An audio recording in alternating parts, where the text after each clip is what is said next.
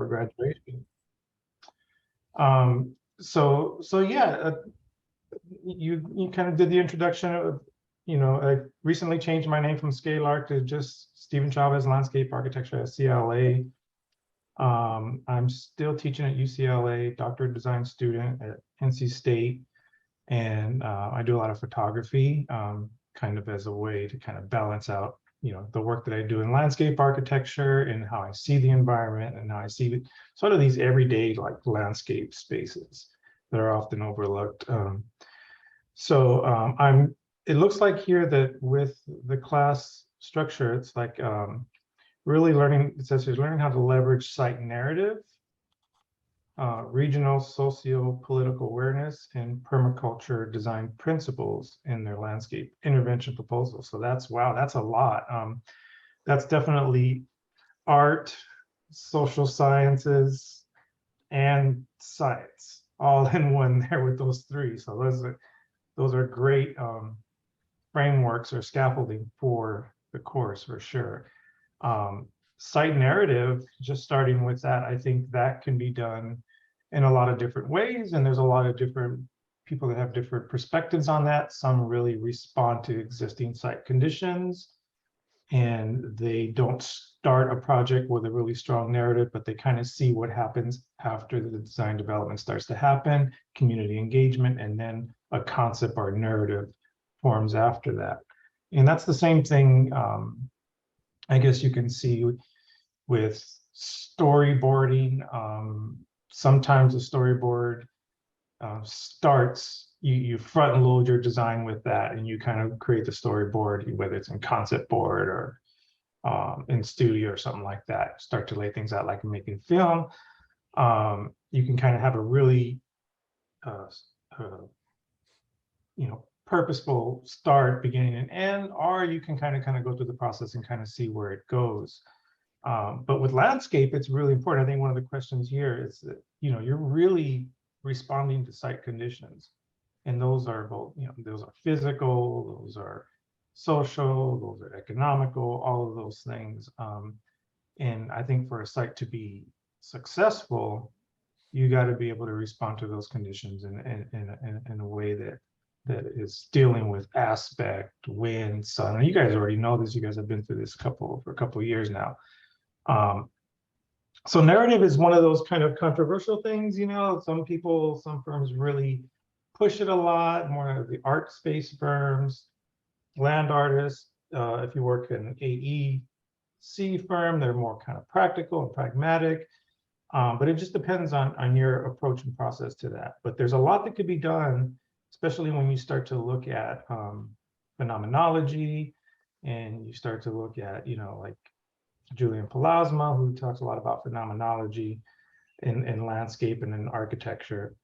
And then also in film. I think film is a really, really underutilized form of teaching landscape architecture and sequencing and things like that, timing, all that kind of stuff. Regional socio-political awareness. So, we're dealing with land. Land is kind of, pretty much power, and, power at the hands of who, and who gets to decide what spaces are designed like, are apportioned, and how they're utilized. And, that's a whole broader spectrum of the fact that, even more so than architecture, which would usually dealing with a parcel, small parcel putting a building on. With landscapes, a lot of times they're large scale projects, regional, lots of dollars. So socio-political awareness can be everything from just local lore to how things are actually procured. So that's something that you're going to learn more of as you go through professional practice. And then permaculture design principles, sustainability, that's also can be seen at different perspectives.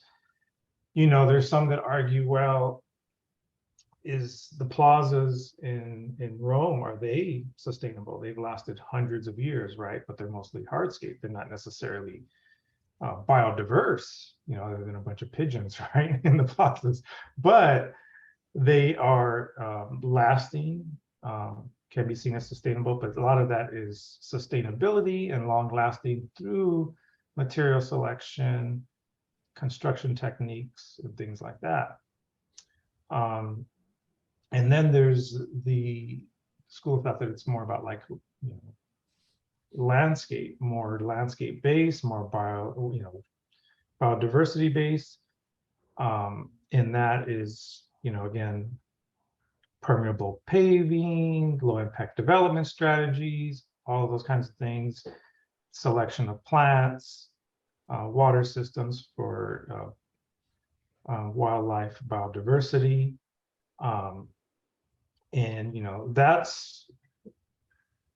that is probably in the mid-1990s, the urban ecological design really started to take off, and that has kind of been sort of the common practice moving forward in terms of like looking at how things can be more sustainable from a biodiversity point of view.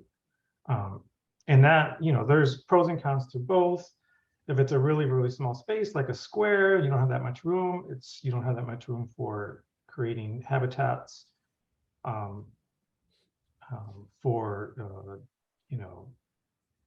usually if you have a longer space for bioswales and things, are a bigger space, you have more rooms for wetlands and things like that. But for small spaces, that's a challenge. And then there's also things to think about, like in terms of maintenance, cost of maintenance and things like that. If the space, like a lot of times you see sort of river rock or quarry rock swales instead of bioswales with plants because of the maintenance issue.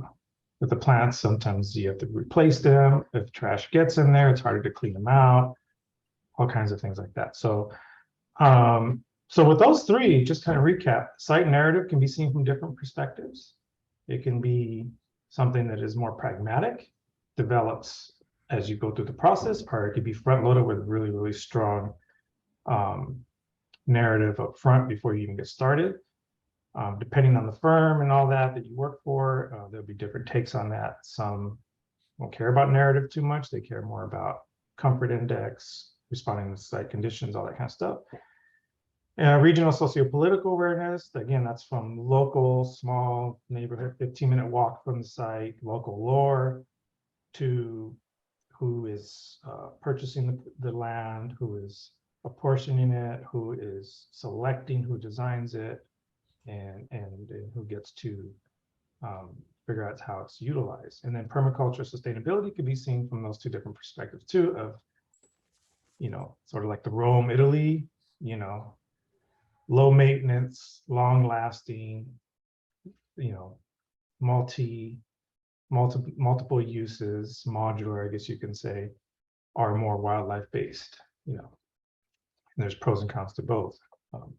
So I'll just go through some of these questions that Ronnell sent me, and I'll go talk about those really quickly. So number one is, how can individual people or entire communities be actively involved in urban development from the initial briefing stage to design and implementation?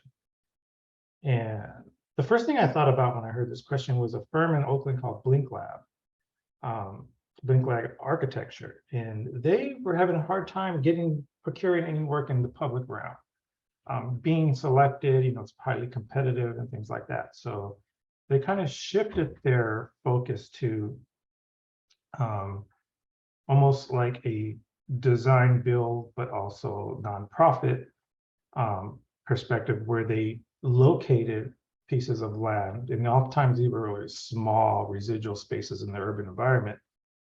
Found out with that land who's the ownership, whether it can be purchased, and they were able to get some of these small pieces of land, figure out how to get grants to purchase the land, and then also crowdsourcing, and then they were able to design.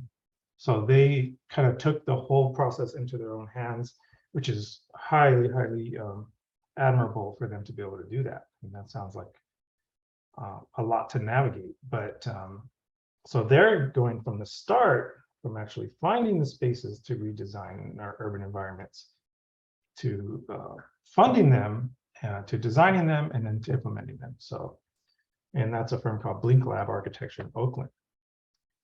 And then community organizations, especially groups like, Friends of the San Fernando Valley, or Friends, the one that comes to mind right away is Friends of the High Line. How they got together around this no longer decommissioned raised railway that was in the meatpacking district of New York. You guys probably already know this story. And they wanted to figure out what could be done with it. And, and this is where photography kind of shows its power, because they hired Joel Sternfeld to come in and take pictures of it.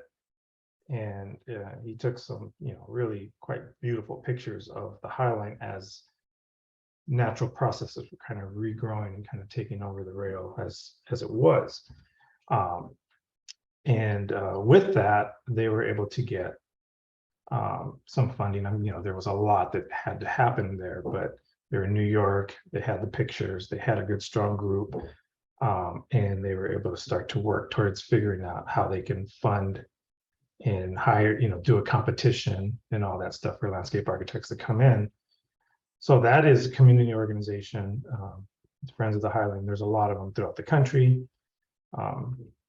that are doing similar things now. I think there's the Low Line in New York and something in Miami as well as several here in LA. And then charrettes, of course, are important.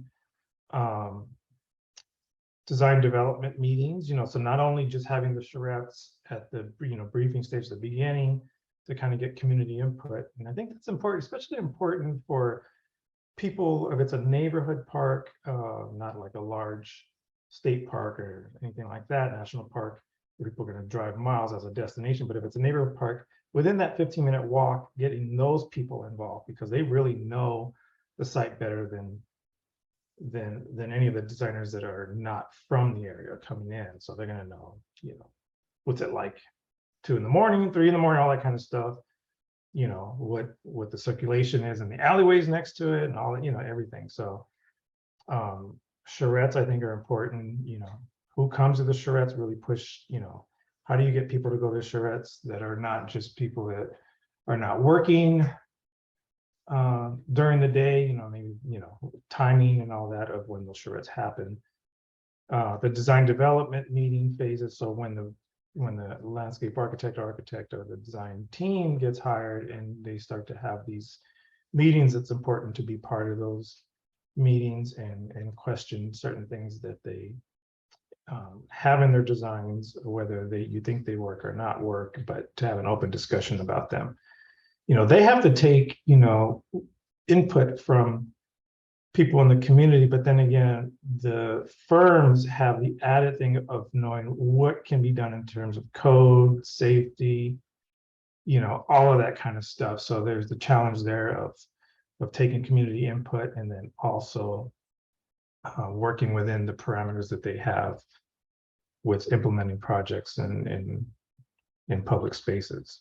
And there could be a lot with that, in terms of codes and stuff like that. And then construction observation, I think it's good, to be able to see that and see how that works and how it comes together. But I also think if people are involved in seeing the construction, there's probably a little bit more sense of ownership of, of being part of seeing it come together in that way. And you grow a little bit of an emotional attachment, I guess you could say, to the site. So that's question 1. Question 2 would be, how can participation and social inclusion in the shaping of the everyday spatial environment involve the underrepresented sectors of society? Example given: children, people with learning difficulties, to become a truly inclusive process. So first of all, everyday spatial environments, I think that is, I have a high interest in these kind of spaces of every day and looking at spaces, especially small residual spaces, and what they can become. And a lot of times those are, traffic triangles, under bridges, things like that. So I think that's kind of cool, thinking about those everyday spatial environments, not necessarily the high profile parks that you see mostly in magazines. In terms of social inclusion, again, I think we start with community workshops, and again, especially among residents, of a 15-minute walk of the neighborhood site, and trying to get a broad scope or representation of people from different, especially ages, senior citizens to kids, everything between, races and cultures, what their lore is, what they, how do you bring that together? And the physical and mental abilities are extremely important. Now there's some design concepts for people with autism that are kind of that's pretty new and very interesting, but also physical. Like if you have community farm or something like that, what's a wheelchair going to be able to go across? It's not going to be gravel, DG. What is that? So I've been in a studio once where it was all about community farming and urban agriculture, and there wasn't one that thought about like, how do you roll a wheelchair across these things? So I think that's an important thing to consider. Truly inclusive, it's really going to come from everything from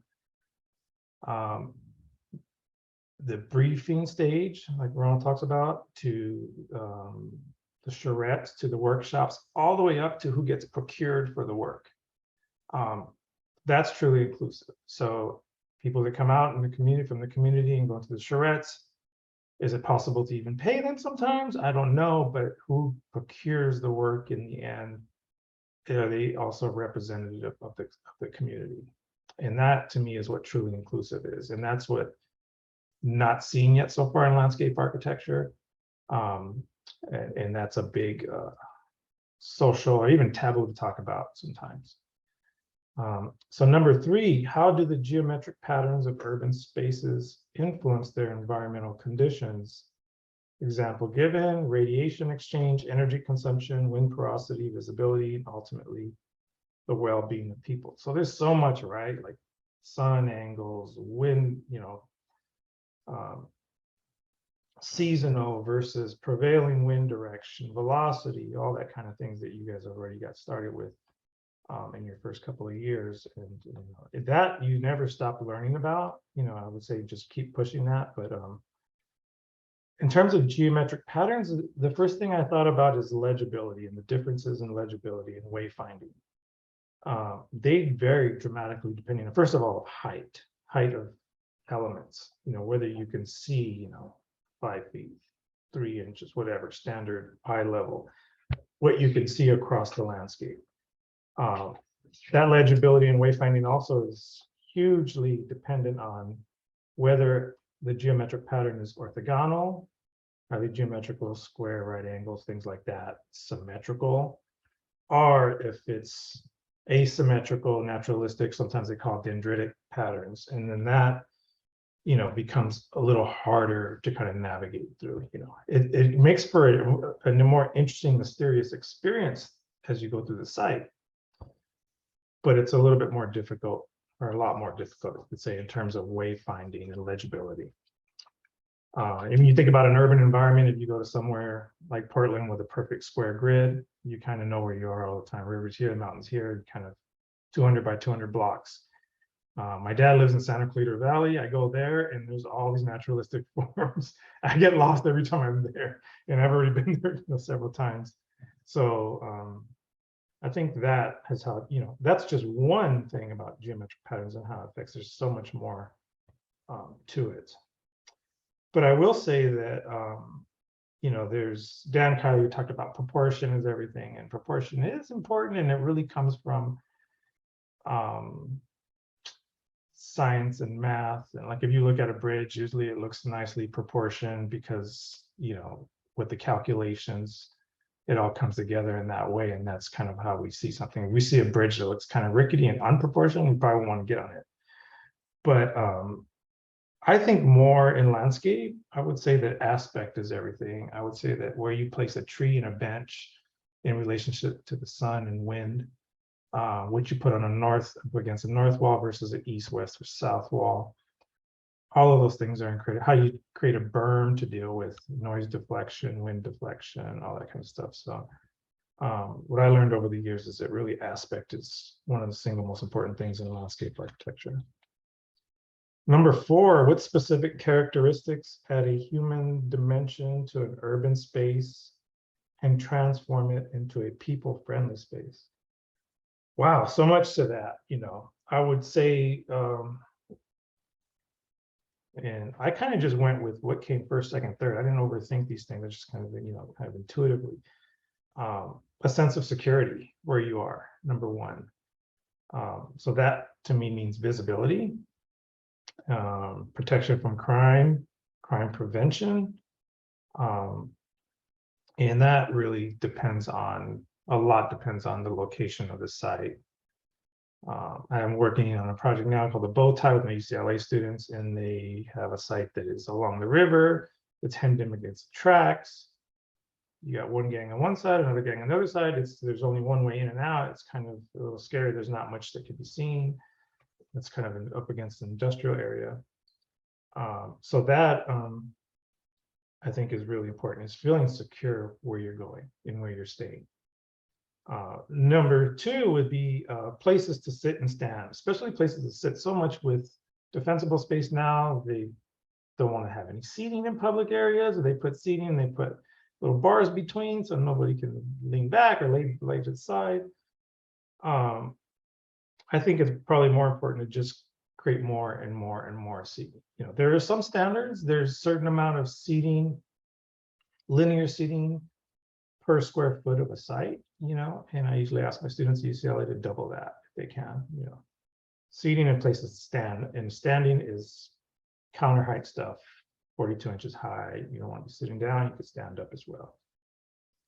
And that creates places for conversation, and the arrangement of the seating, L-shaped, U-shaped, all those kind of things, promotes more people-friendly places and conversation rather than just a linear seating. So something to think about.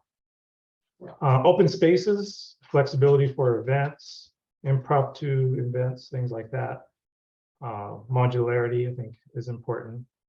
That way, people from one culture can have an event. If there's another little area, there's a parking area with, maybe they can have a car show there or something like that. Things for a bunch of different cultures that have different events. That's kind of a clear, open, blank slate. And noise levels, that affects our health, our concentration level, all that kind of stuff. So how do you deal with noise levels in urban environments? That's a challenge. And there's a lot of different ways to do that, but definitely some areas that are closer to highways need to think about the decibels and how to handle it. So, and protection from the elements, again, that comes to aspect. You have the sun coming from the south, you put a tree on the south side of the, on the north side of the trail, and then the people on the trail are getting, hit by the sun all the time. So thinking about where that tree is and all that. So aspect, protection from the elements, wind, all that kind of stuff is, again, important. And number 5, the final question was, how do specific spatial characteristics and design details of public urban spaces influence people's behavior patterns and the use dynamics of the space? Wow, that's a tough question for sure. And first thing I thought of were some examples. And visibility, number 1. Freeway Park in Seattle, when it was open, it's like a labyrinth and maze, and lots of little corners, and Pershing Square too, but even Freeway Park even more so. And so there were a lot of issues in the 80s with crime and that, until they got, better security and stuff put into Freeway Park. And then, so that, visibility does influence certain types of behavior patterns for sure. I had number 2 as contextual ingress egress. So not just the ingress and egress of the site, but the entire edge. And then its relationship to other main corridors or pathways, and even doors to main structures around the site. Lines and points to key paths, doors. So really thinking about off-site, not just on-site or even sidewalk, but ingress, egress in a little bit bigger context. And the edge is really, really important. I mentioned that. So like Bryant Park in the early 90s and the 80s was, it was crime ridden. There was a lot of crime happening there. And it's because the edge was so opaque. People got in there and nobody could see really what was happening. Again, like Freeway Park's labyrinth type of design. But once they thinned the edge, opened up a few more areas and created more visibility, then that really changed certain behaviors in the site. And then, last but not least is really beauty.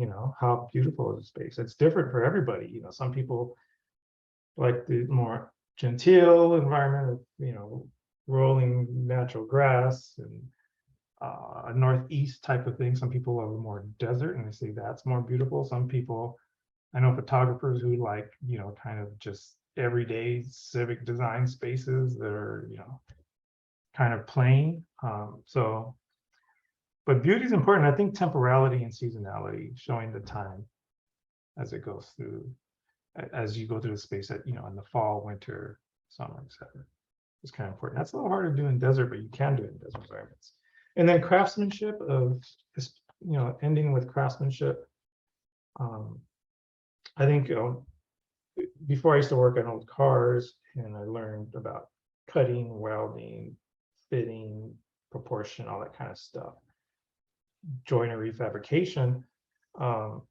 And when I see a landscape that's really tightly put together and nicely put together in that sense, you can tell that a lot of not just design, but craftsmen's skilled labor went into that, which is quite nice to see. And you see that more if the more minimal your design is, you're going to see all the details a lot more, rather than if it's more naturalistic or more wild, of course. So yeah, so those are the 5 questions, and a little bit again about site narratives, politics, and permaculture, sustainability. Hopefully it helped a little bit. So awesome. Well, thank you so much for everything that you just provided. I think it's definitely going to be useful. They definitely have some midterms and some finals coming up where they'll be presenting their interventions related to some site visits we'll be doing this semester.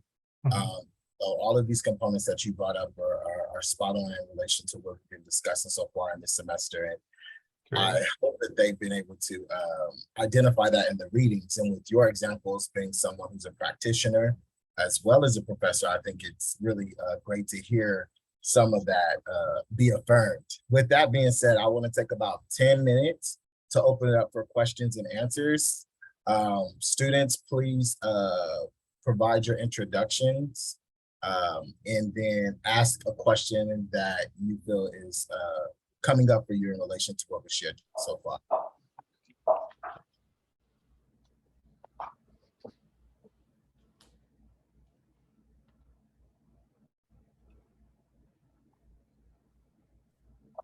I have a quick question, Ronald. Is there one site, or is this something just a study that you're going through in terms of looking at different sites for this course? Well, we're looking at sites in relation to different interventions they could present for a landscape intervention, right? And so we're looking at open landscapes as a site, and then also potentially going to another site that's more in the city and centered around a socio-political issue. So some of the potential sites are the Crenshaw, Destination Crenshaw project, as well as working with Inclusive Action to go to a street vendor site.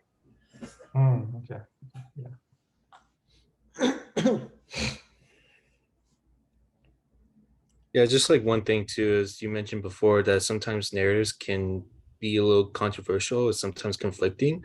So I was just kind of curious if, like, I mean, just depending on any site that we like work on, or just like just the overall design, like, do all of them necessarily need to have a narrative, or is it like something optional, just depending, like, because I think you mentioned too that they mostly care more about the site conditions, or just more about like answering to like more sustainable designs or something like that?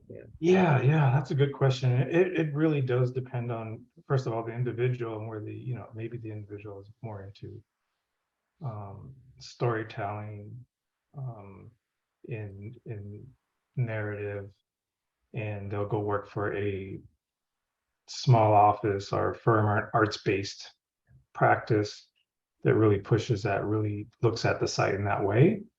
Are the individuals more into, say, the engineering aspect or the practicality of a site?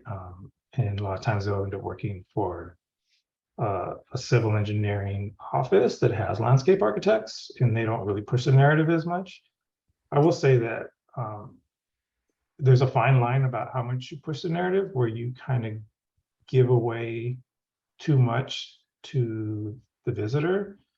So it's almost like in photo books, when you kind of sequence your images, uh, you want the person that's looking at the photo book to kind of fill in the spaces between the pages a little bit. And if you don't do that, and if you're like, this is a bowl of cherries, and we have cherry trees around a landform that is a depression, so that's too much. That's just too literal, Mhm.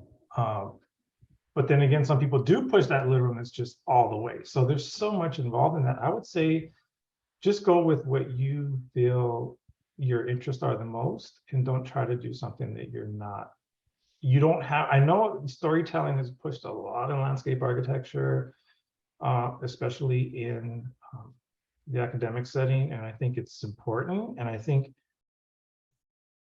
doesn't mean that you push that storytelling, that narrative, you're going to end up with a really sort of phenomenology on the site. A lot of times that happens by accident. It really depends. But I would just say, as individuals, just kind of go with what you feel, and then figure out. And if you're not sure after you graduate, try different firms. Try a small office that does more art-based. Try a medium-sized office that's somewhere in between, and try working in a large AEC, and then figure out where you want to go from there. But yeah. Thank you.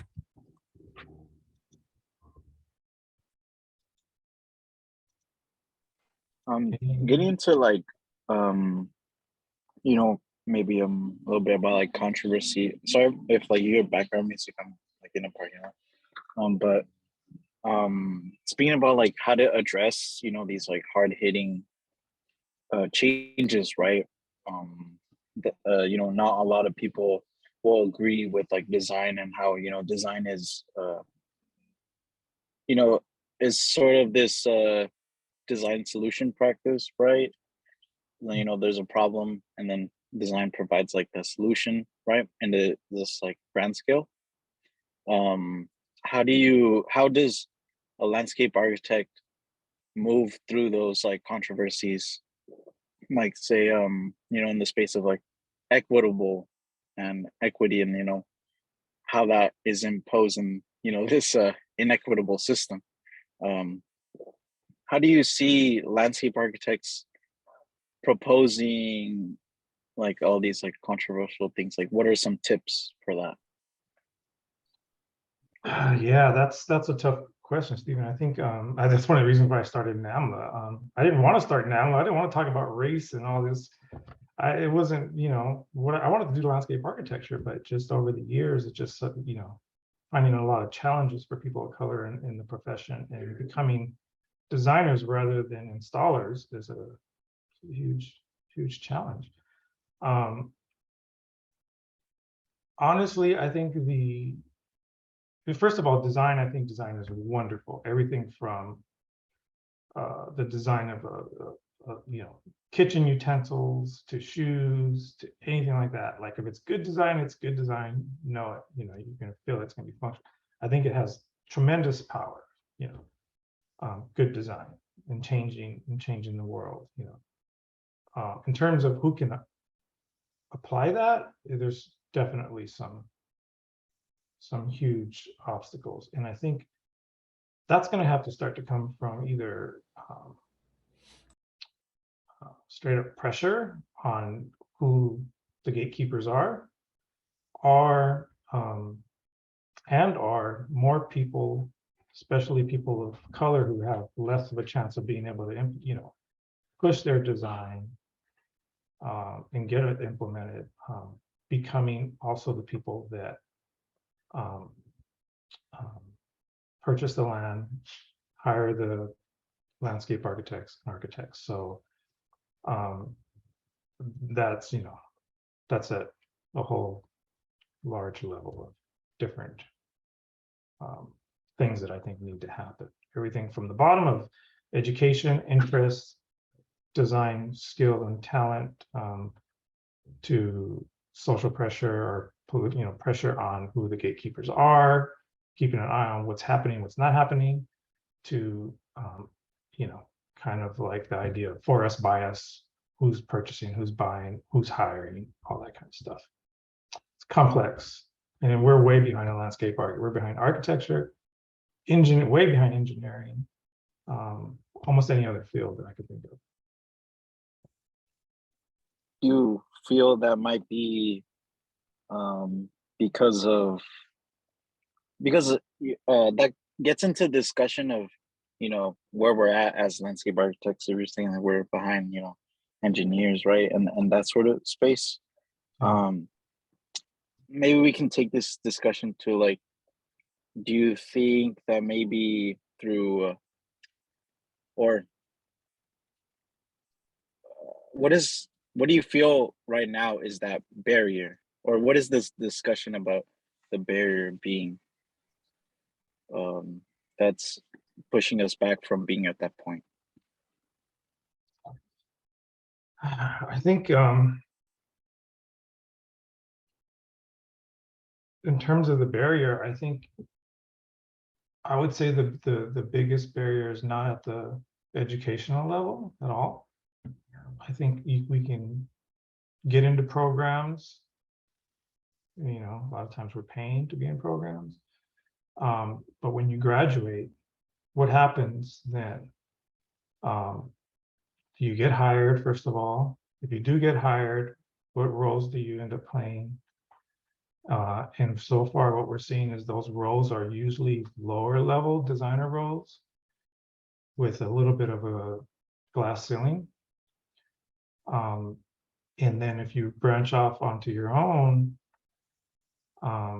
people of color have a hard time procuring work in the public sector, or even sometimes in the private sector.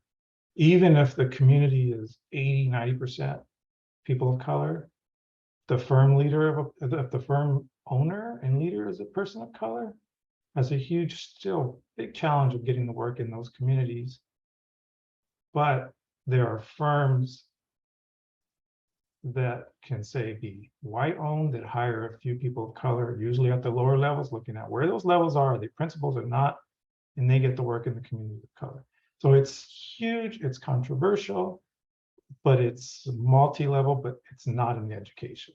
In the education, you get in, you're paying, it's what happens after. So I would say, think about that after you graduate, because that's when the real challenges can start, unfortunately. We'll take a couple of more questions before we transition into our icebreaker question.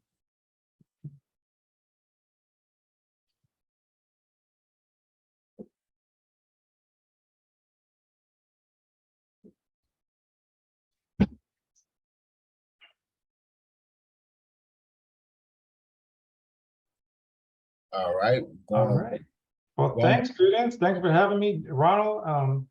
I can only stay. I have to leave. I have another meeting soon. So, okay. But thanks for bringing me in. It's great. Thank you so much for joining us.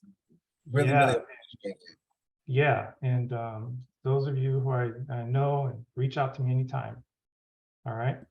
The icebreaker question, we'll go ahead and we'll give you a chance at the icebreaker question. The icebreaker question is recalling a place in your old neighborhood or a place you used to go to that has either changed into another establishment or no longer exists.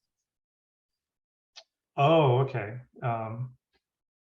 Yeah, I was, the first thing I think of, and I saw one student did something on Panorama City, so I kind of grew up in Panorama City for a while in the 80s, which was fantastic. Every race, culture, everything all blended in together in melting pot was amazing. But the Panorama Mall I used to go to all the time, walk across, not far from. Seeing it go from sort of like a very designy type of place to shifting into kind of this makeshift of different cultures that have adapted onto the actual architecture and the landscape around it is quite fascinating. So something that it's almost like it was all, you saw the designer in everything, in the 80s, including the typography and the signage and everything. And then as times went by and the stores inside became all these different cultures, from Asian to Latino to Filipino, all this stuff. And you see it all kind of coming together in this one building. It's pretty fantastic. That's how it's changed. Awesome. Well, thank you so much for sharing that. And thank you again so much for joining us this evening. I definitely believe this was a very fruitful conversation, and the students, I'm sure, got a lot from hearing you speak about your experiences in landscape architecture. Great. Thanks, Ronald. See you guys.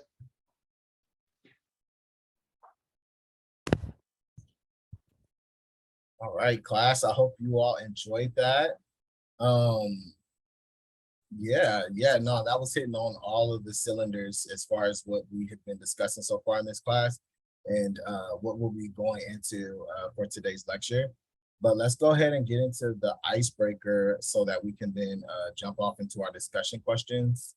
Ryan, can you go ahead and start us off? What is a location that you used to frequent back in the day that no longer exists? I went to a place called Ruby's. It was a diner at a pier, and it got removed during COVID.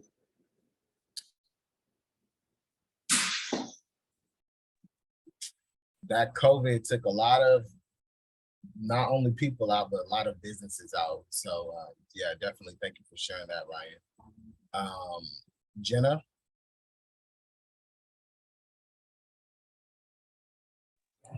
Yeah, so mine is an art studio. I think I talked about this. It might have been in this class or a different class, but it is an art studio that's in Chatsworth, kind of where I live now. I'm not sure if they're still open. I haven't seen it lately, but it was an art studio I used to go to when I was like 6 and 7. My mom would always drop me off there. I would paint fairies and mermaids and stuff, but that was like 15 years ago, and I haven't really heard anything from that studio or if it's still open. So but when I've driven by, they're like, the stores around it have changed so much. There used to be like a canvas store nearby, and now it's like I think it's a Panda Express now. I'm not entirely sure, but yeah, it's that whole area has been like revamped a bunch of times, and it's right next to CSUN, if you guys know where that is. So I think all of the funding from that, they've changed that area a lot, and it's kind of sad. I don't know. I wish it kind of looked the same, but it's okay. Yeah, no, thank you for sharing that. Let's go to you, Paige. Hi, sorry, what was the specific question? Yeah, so the question is a place that you used to go to back in the day that no longer exists or has like changed into something else. Oh, well, there's like this, my most favorite Chinese restaurant ever. I like literally learned how to use chopsticks there as a kid, and I basically grew up there, and they had a bunch of different locations. And I'm not sure if it was COVID related, but it's really weird. They're all just wiped out now, and I feel like maybe it was like with the stigma, like the xenophobia maybe that did it for them. But yeah, it made me really sad. So my sister had come to visit me, and we wanted to go there as like a whole family gathering place, and we couldn't go. So It was the go-to spot, huh? the go-to. It was like super authentic, like the most authentic you could get. Nice. Ulysses? in my area, there was a swap meet that I would go to like a lot. It was like basically like part of my childhood growing up going to the swap meet. And I live pretty close by to USC, and recently, like a year ago, I think, USC bought it out, and I believe they're using it now for like a bodega, like storage. So it just kind of sucks to see how like a very like vibrant part of like the community, like where a lot of people would go like dance or like shop, just isn't really like in use anymore. So that's like one place that no longer exists. Nice. Thank you for sharing that. Linda? So I used to live in Orange County, and there used to be this family-owned market down the street, and it got shut down during COVID too. I just remember like growing up, me, my brothers and sisters would always go down there to like get candy and stuff. But I know during COVID, like it wasn't open at all anymore. Thank you for sharing that. Hermelio? Yeah, I don't know many business, but I think mostly the small ones. One of my favorite restaurants that I used to go frequently, not all the time, but frequently. Uh, I don't know what happened to them. I never heard anything about it, but they not working anymore as a business. And also my own doctor also said that his business just is not doing well because a lot of people just decided not to to uh, I don't know, to hire him because of COVID. I don't know. Um, so yeah, because those are the only two cases that I know. I don't know on other ones. What about you, Giselle? Well, I'm not working. I'm not working. No, Hermelio, thank you. No. I was going to Giselle. Oh, okay. Sorry. So I used to live in Chino, and I used to live near this little farm where people could just go and like pet the animals and learn more about them to feed them. And it closed down after a while because I think the funding wasn't there anymore. So it kind of sucked that there was no longer a little place for the community to just go and learn about nature and stuff like that. Yeah. Well, thank y'all so much for sharing. For the sake of time, because we do have to get through a lot of things today, I'll go ahead and move us through to the next part of the class, which is our breakout discussion. Please go to the Canvas link for this week. It's published, and complete the questions. You all actually got a cheat code because Professor Steven Chavez responded to those questions. So what I want you to do is reflect on what you heard from Professor Chavez, as well as what you reflected on from your reading this week, to respond to those questions. Okay, so we'll go ahead and take some time to about 10 minutes to respond to those questions, and we'll come back.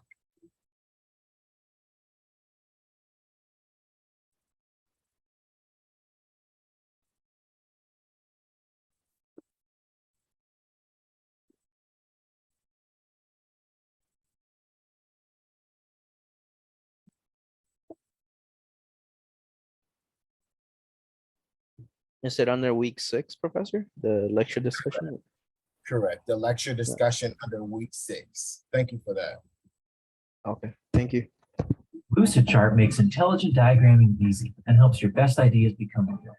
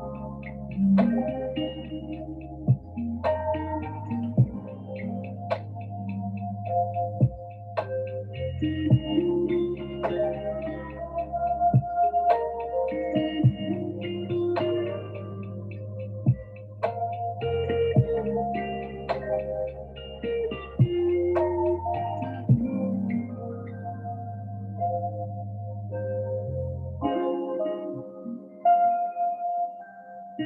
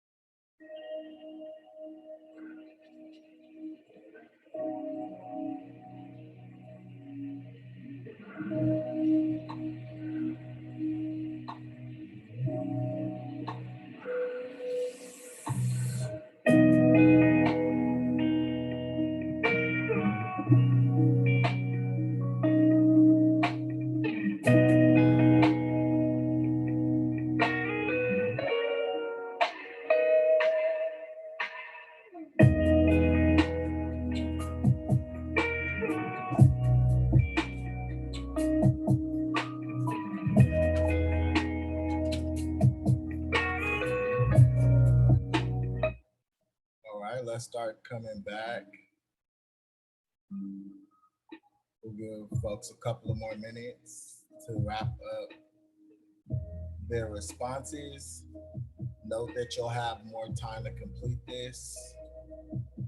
But let's go ahead and wrap this up so that we can get back to the class lecture.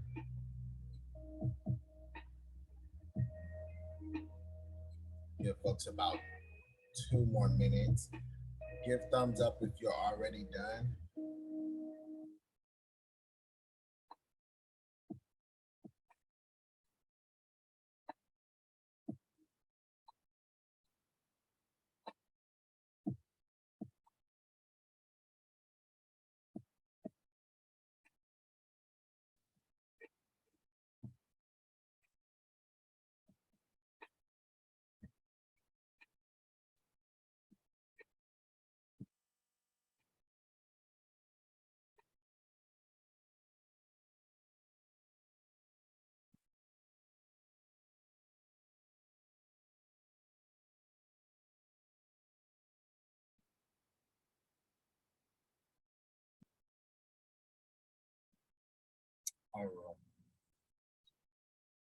All right, so let's go ahead and get back into the class. Again, you will have some time to complete your responses. Really enjoyed hearing your icebreaker responses. While we're thinking about the rest of the class, I want you all to be thinking of the question, what are motivations for reconstructing site? And what constraints impact the way a site can be reconstructed?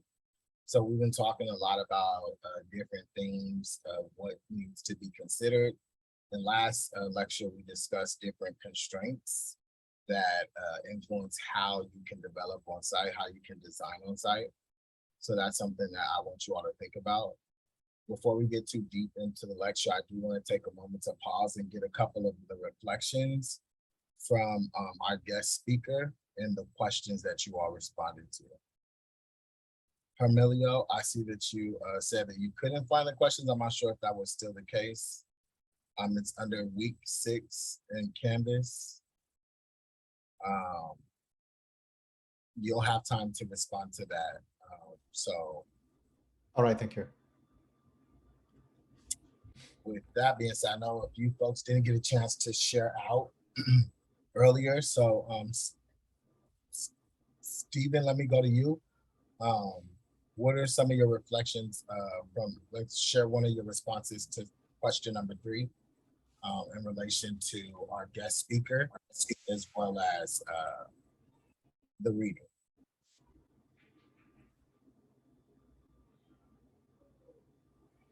Yeah. So for number 3, I put.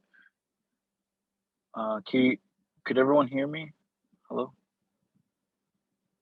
Yes. Hello. Okay. So for number 3, I put whenever.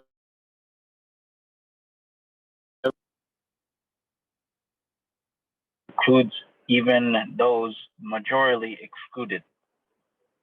Oh wait, no, is that number 2? Sorry. Hold on. The response for number 2? 3. Sorry, because I think I got this out of order. Number 3 is a geometric one, right? Oh, right here. So I said form follows function in a way that even a bench being linear or round can impact the use of that space. From like the presentation day, Steven Chavez mentioned that having like even U-shaped or different shaped benches can implement behavior in that space, such as like a U or L shape, providing spaces to interact or have conversation, or even the placement of that tree, and the forms that follows. Nice. Thank you for sharing that, Steven. Vivian, I'm gonna take it to you for your response to number 1.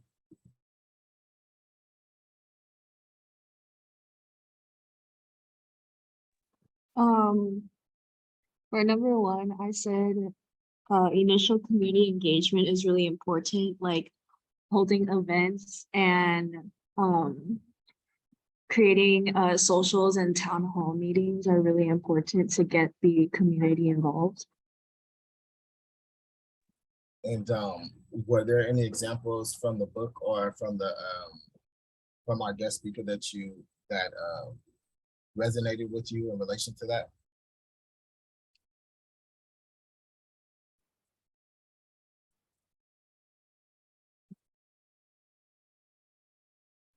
I actually missed a part of his presentation in the beginning because my Wi-Fi wasn't connected. No worries, Vivian. Jesus, let's go to you.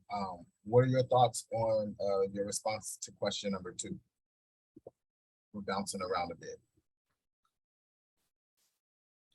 Question number 2, I haven't actually wrote anything for that one, but may I say something about a different one? Which one? Number 5. I'm just typing about number 5 right now. So some specific spatial characteristics that can influence people's behavior is by attracting people to the site. Would be to implement design aspects that activate per se a site's edge, right? I know many times, when designing, we kind of like leave the edge, kind of like just there, and it just works on its own. But I think by implementing maybe a frontage that would be attractive to people, it will become kind of like a public corridor that doesn't just work as a barrier, but also becomes, again, activated, and people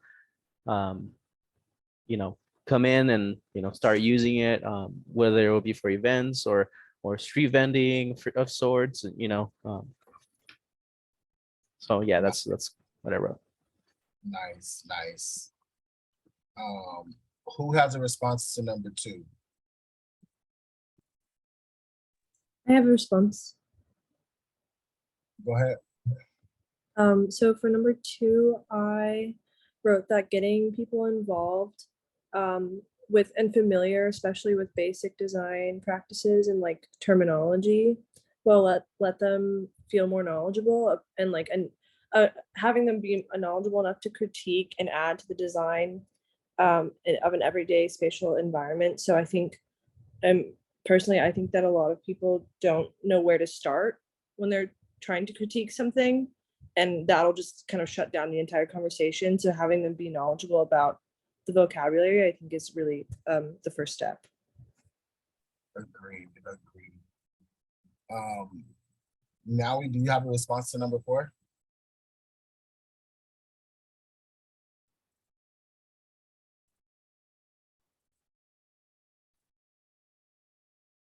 You may be on mute. If not now, let's go to Chris, Which number did you say? number 4.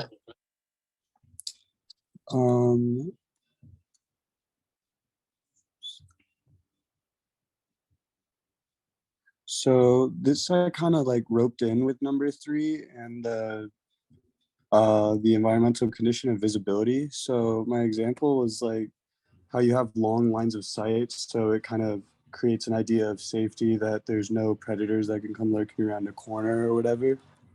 So having those long lines of sight is key for making people feel safe, and it becomes more of a people-friendly city and they can go out and walk comfortably on the roads.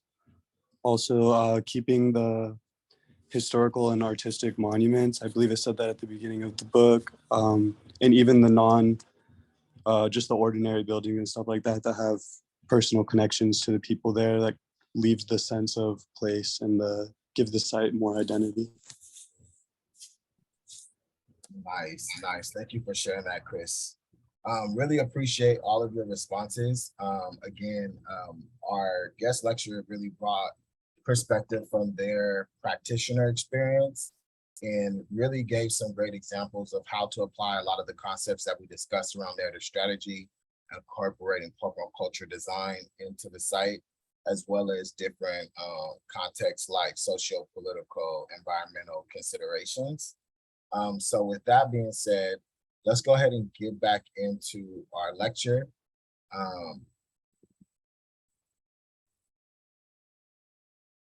So again, the questions you want to be thinking about are, what are motivations for reconstructing site? You all will be preparing landscape intervention proposals in relation to some of the sites that we'll visit this semester. Our first field trip is this Saturday on October 8th. Who has not turned in their field trip form yet?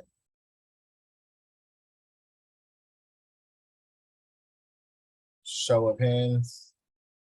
Who has not turned in their, okay.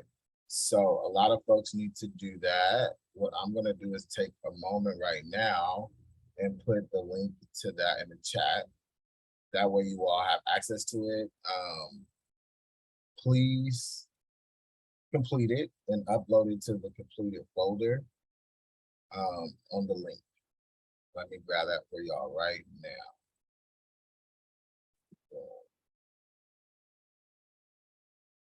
This is gonna be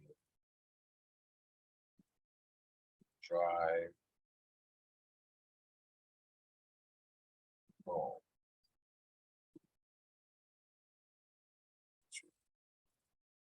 Copy the link. Copy me. And so I need you all to complete the release form in the folder.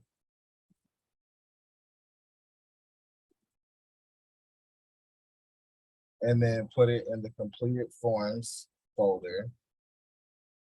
And I also need you to provide emergency contact information for the Ascot Park field trip. Those links are in, those documents are in the link that I just provided to you. So please let me know if you all have trouble accessing that. And yeah, this is going to be our first field trip of the semester. It's really important that you all go because again, this is going to be a way that we can apply what we've learned this year to your midterm and your final projects. Okay. Sounds good. Thumbs up. Where do we find this kind of information, like regarding to the trip on Canvas? What is the question? I'm trying to find information about the trip on Canvas, but I'm not sure if I would find it on modules or. So it's in the announcements. Oh, okay. Field trip, there's a link for field trip and in the announcements. And I sent an email last week regarding it. And then I also just put a link in the chat. Okay, I see. What time are we supposed to meet there? The field trip starts at 2 p.m. At 2 p.m. Okay. You should schedule about 2 hours, 2 to 4, because we'll do a quick debrief after the field trip. Okay. But the trip is about an hour long. We'll be getting a site tour by a community-based organization. Gamma is the individual that I've been connecting with, Jose Gamma, and the organization is Northeast Trees. They'll be giving us a tour of Ascot Park and going over some of the landscape interventions that they've done on that site and the different ways that they're rehabilitating the natural landscape there. Okay. Is this Ascot Park in El Sereno? Correct. Okay. I think the address, let me see, the address is on the doc. Let me see. On the document? Oh. Does it have it on the field trip form?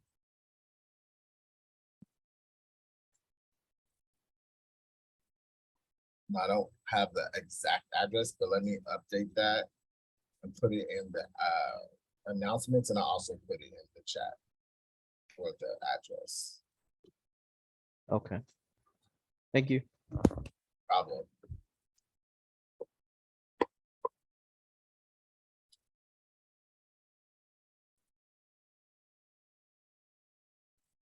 Any questions on the field trip before we move on? Yeah, I never been right there, and what I don't know what it is. It's like a park, or I don't know. How long does it take to get there? So I had to schedule my driving. Any idea? Well, I'm not exactly sure where you're coming from, but you'll be able to use the address once you have it, and then use that to understand, you know, like what your directions will need to be, because I'm sure everybody will be coming from different locations.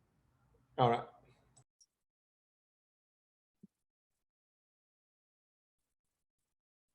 Let's see. And any other question? Ascot Hills Park, 4371 Multnomah Street, Los Angeles, California, 90032.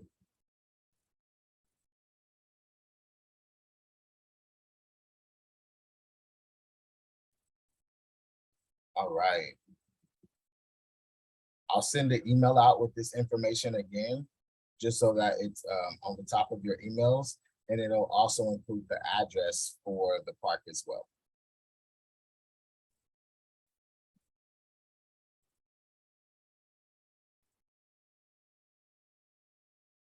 All right, so again, what are motivations for reconstructing site? What are constraints that impact site? And so this portion of our lecture is current state of site. The reading talked about Descartes and the philosophical principles that laid the foundation for conceptual separation of humans from their surroundings. And this really laid the foundation for how architects approach the built environment. Rene Descartes was quoted saying, "Thus those ancient cities, which having been in the beginning only villages, have become with the passages of time great towns, or ordinarily so badly put together, compared with those regular places which an engineer traces out on a plan according to his fantasy." Rene Descartes, back in 1637. I don't know why I tried to read it like that, but thought it would be cool. Anyways, Rene Descartes really, again, influenced a lot of the European architects' approach to the built environment, and really created a value around the way you approach design. Again, this is communicating that the historic practices of villages, not really having really thought out geometrical shapes according to what he is talking about, this idea of engineers planning and tracing of cities. I do think it's interesting because when you do look at ancient architecture, a lot of ancient architecture is metrically positioned. And so that's an interesting concept to consider. And what were some of the motivations back then, and why are some of the reasons why we would position a site in certain shapes? One of the things I really appreciate Professor Steven Chavez bringing up was the ability to use the site. So in addition to having the full geometric form, it was really important to have a site that was usable, right? So when we're thinking about different site characteristics and the things that you want to consider, it is important that the site is really cool, right? Has some really cool shapes and some really cool considerations, but it has to be functional. All right. I was going to my notes on that. I think y'all can see my screen. With that being said, when you were thinking about Rene Descartes and the foundation that he laid, we have to look at the architects that came after him, right? And so the European approach to landscape architecture really was about preserving desirable features and also arranging and recombining those features as they saw fit for whatever, like he was talking about, the imagination, the fantasies that they've had. They would edit out to reveal found natural beauty consistent with European references.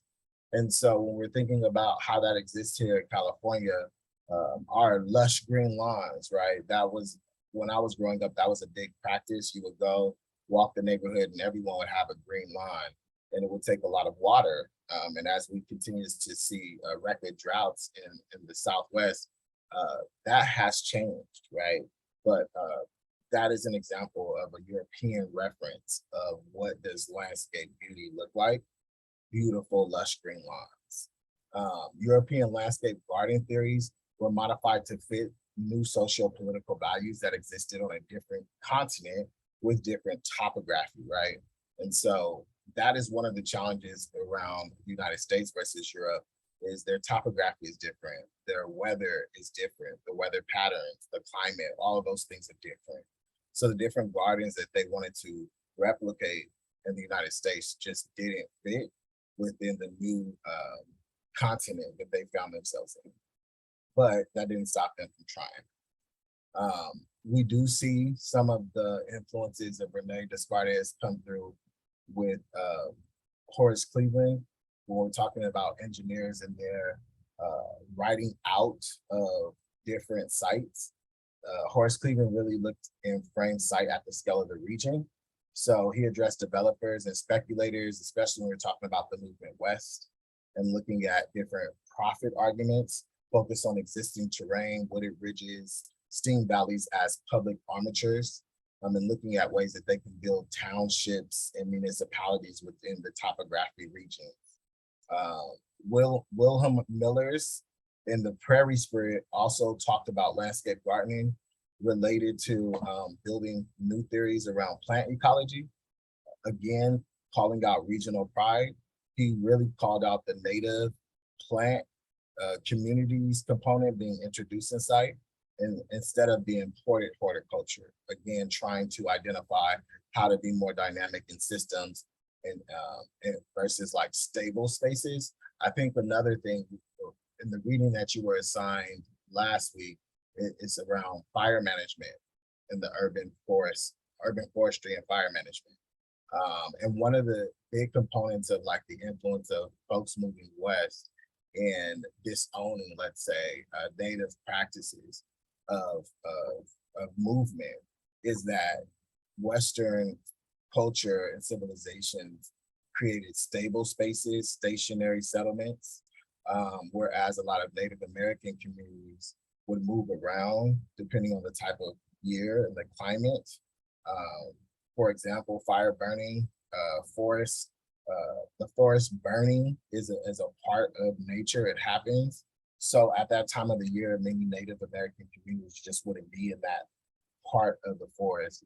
Another thing is that they did a lot of landscape management, right? And so they really worked with the dynamic systems of the urban forest and really respected it. And again, you see a lot of Western ideas around stable spaces and really non-movable structures being set up.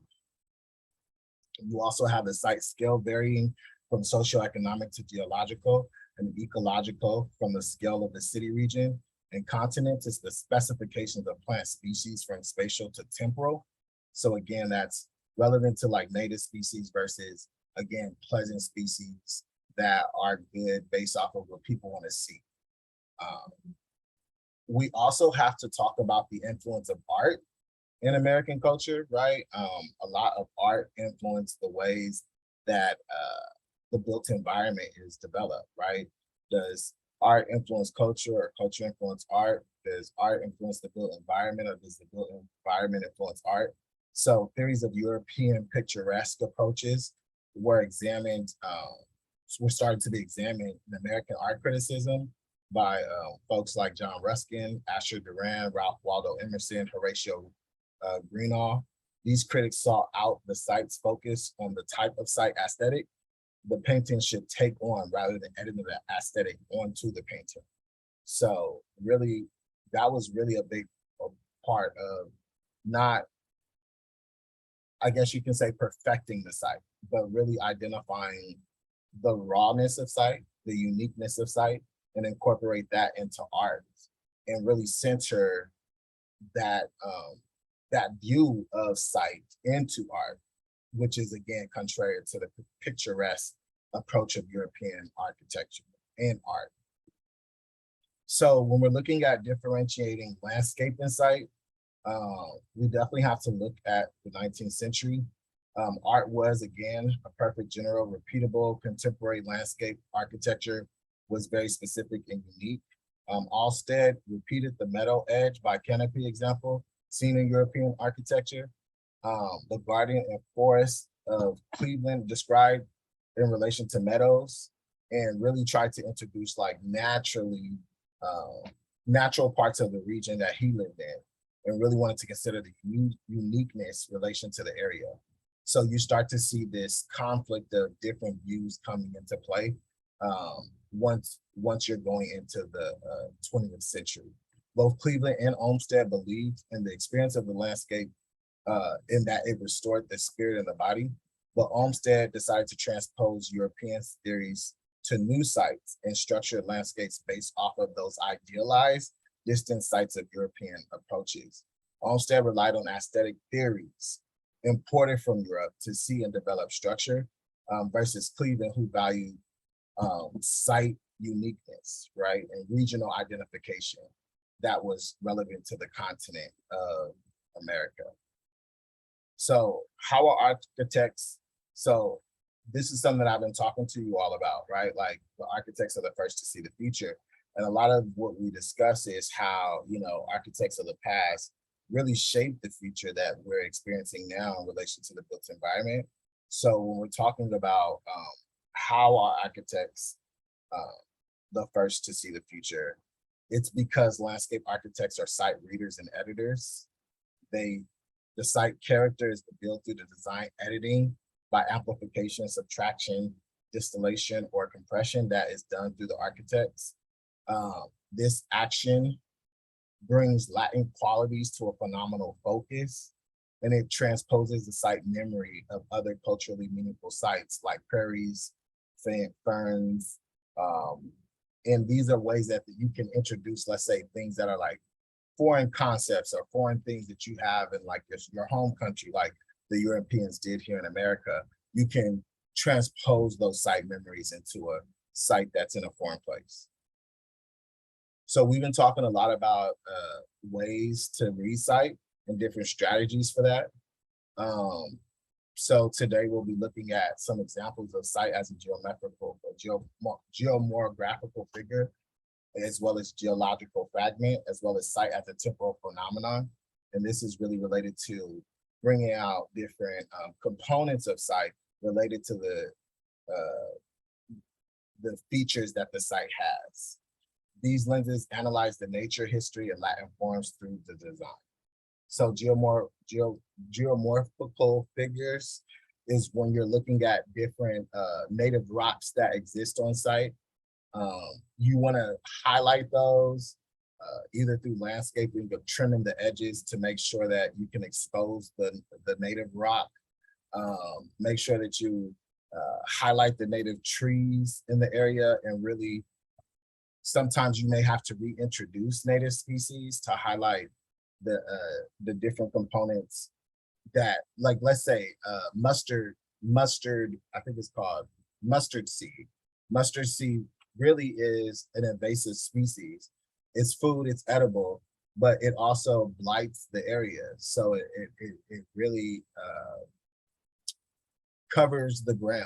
I think in Site Matters, it was a chapter talking about ground and covering ground and how invasive species do that. So when we're talking about highlighting geomorphical figures within a site, reintroducing native species and rehabbing spaces to expose different geomorphical figures on the site is really critical. When we're talking about site fragments, Central Park is a great example of this. Again, Olmsted designed Central Park. The rambles were circumstantial and became a figural event. Geographical cross-sections, maps were used to facilitate subtractions to expose the rock. The rock are the fragmented portions of the whole park. The outcrops, looms in the foreground. The history of the rock's formation and the visual, the aesthetic all create an allure that offsets the transposed idealized landscape in the background. So this is another example of site as a haestody or phenomenal and temporal experience. Different colors and different features that you can introduce through the different plants, native plant species that you may introduce, the different layers that you incorporate into a site. It can all affect the way the site is experienced. These are referred to haestodies: early morning light on the undulating surface, short blooms of flowers. These design enhancements were only able to be experienced at a particular time at a particular site. Factors like wind, temperature, and light impact these experiences and make these experiences unique to the sites in which they occur. So these are different things that you can incorporate into your site to, again, enhance it, but also reintroduce, let's say, native flora and fauna and really set them out in the site in a way that allows you to speak their story or their narrative, their history onto the site and to the region. So one of the things that we want to make sure that we're doing when we're considering the different components of site and how we're reading site is, how do we center urban sustainability into landscape interventions? And with that said, we want to think about the ways that the 20th century landscape architects started to introduce new theories. Ekbo is a really great example of this transition into new thinking. He redefined landscape architecture as a site space design or land and building design, a mediating practice between architecture and nature. He advocated for indoor and outdoor spaces that created a site space strategy. This connected architecture to its place and not so much a reading of place. So really incorporating the environment as a stakeholder, not only seeing, let's say, the political component or the social component, the economic component, but actually seeing the site as a stakeholder. What are the different needs of site? The term site planning was coined, which at the time was really focusing on overcoming the divide between engineering and architecture and landscape architecture. So those are like three different functions within the world of the built environment, and they all have to work in tandem to some degree. But one thing is for sure with landscape architecture, the people, the environment, the landscape are always present. And so in, let's say, an architecture project, let's say that may not always be a priority for a building, even though it should, but a landscape architect is in the middle of all of those components. And there isn't really a way for you to ignore the people that will engage with the landscape, the way the environment will be impacted by the landscape, because your role is to mediate that. We talked about Christopher Alexander and opened the class with some remarks from him. And so the book talked a little bit about notes from synthesis, and I did a little research on that to really bring out some concepts related to what we've been discussing in class and how it really grounds some of the considerations we need to be making.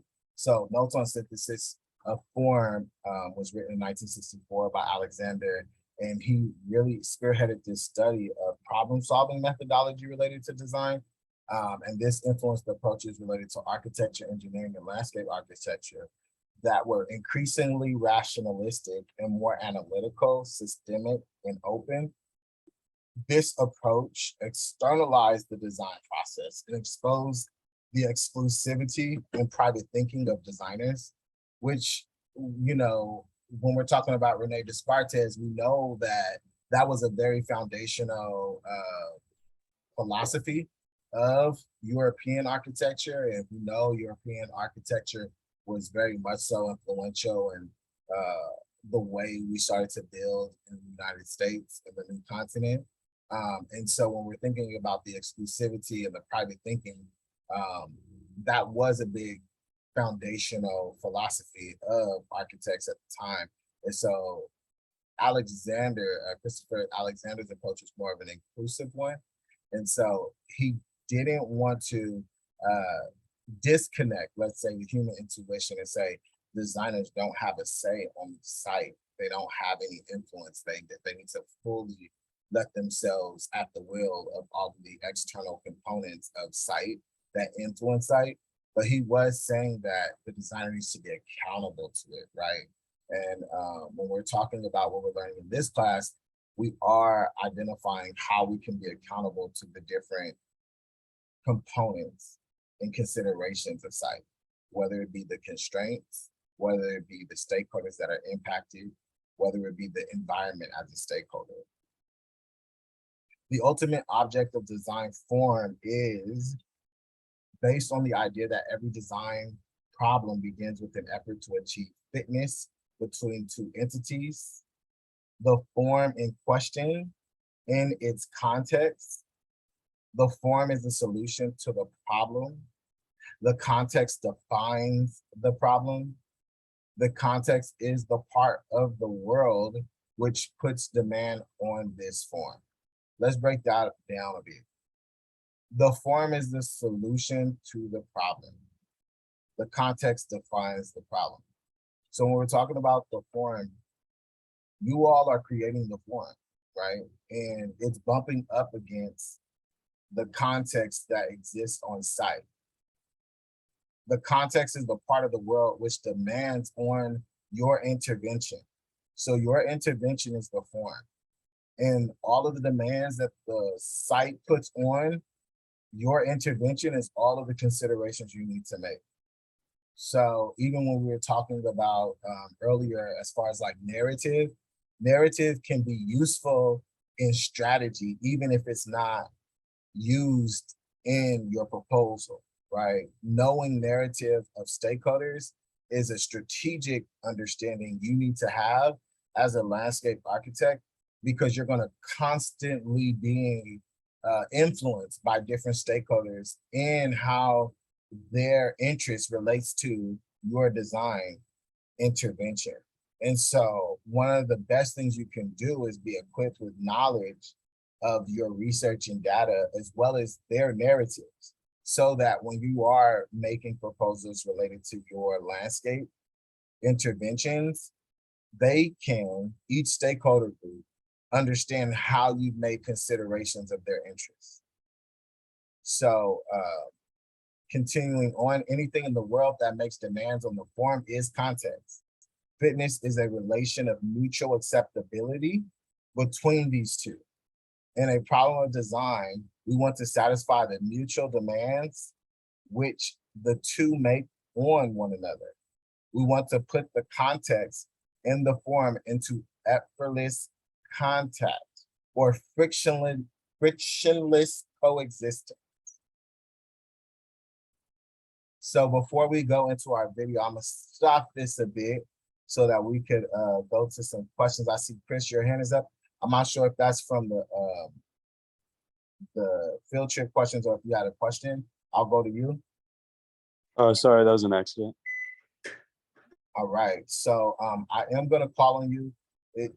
Blame it on your hand being up.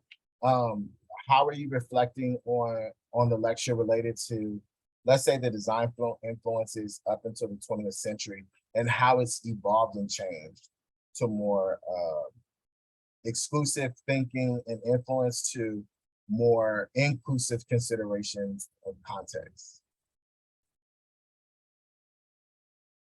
I'm sorry, you cut out a little bit. Could you repeat that one more time? No problem, Chris. I was having you respond to the question related to the lecture. Just thinking about what the lecture is communicating, your reading, and even our guest speaker, how do you feel like landscape architecture has evolved over the years as like an exclusive thinking process of architects, engineers, and landscape architects to a more inclusive process of considerations of context? So from the reading, it says that they went from a dispersed kind of community to more of a compact community to sort of keep everything together, more inclusive, and everybody's having more personal interactions and human reactions with the sites. And then,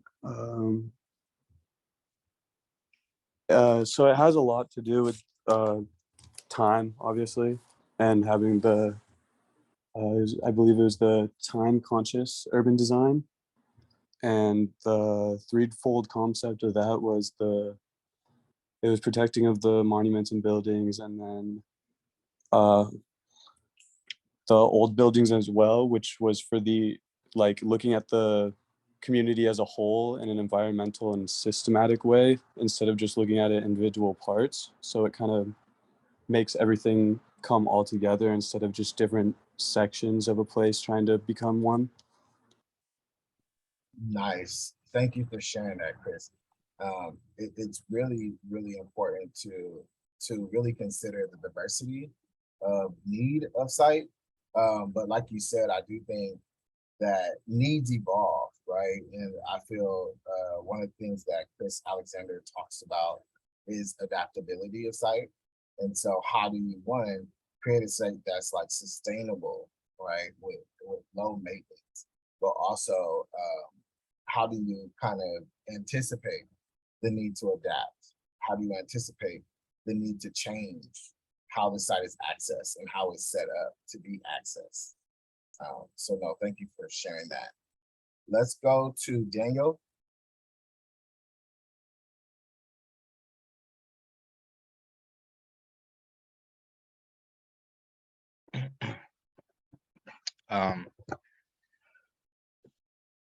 So your question was about the 20th century and how the shifting has changed from being exclusive to inclusive, right? Correct. To be more I think the way landscape architecture is being more inclusive is kind of turning towards urban design, is starting to take into consideration space for not just, like, if you think architecture, you think of structure and building. And then if you think of engineering, you think of bridge and public transit. But landscape architecture is starting to think of the space in between that. So it's starting to consider like how people move, where they kind of stay. And so it's starting to connect the dots on a different level. And it's starting to include ideas from other disciplines, such as sustainability, social sciences, equity. And so it begins to look at more than just how is this project going to impact the stakeholders, but more how the project is going to impact the future. So that's how I think it's being more inclusive, because it's designing for the future. Awesome. I'm gonna go to Steven and then we'll close out with Linda. And I'm going to you, Steven, because you asked a question during our guest speaker, which was around like how do we like address systemic issues. And that's really one of the skill sets I hope you all will leverage what you're learning in this course to do, right? Like to address injustice, inequity, and so on and so forth, but incorporate it in a way that is aligned to, you know, these policy windows, to stakeholders' interests, etc. because that is where your policy lies, or your power lies. So I really am intrigued to kind of hear your thoughts on what we've learned from the reading, some of the things we heard today, as well as thinking about your questions with the guest speaker.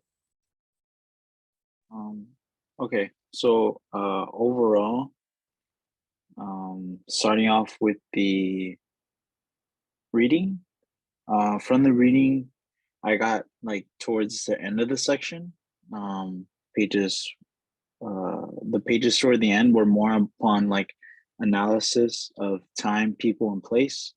So time, the analysis of time is like what's going on, and you know, it really was touching upon like using GIS and really going to research, and that research being used to monitor and then apply design.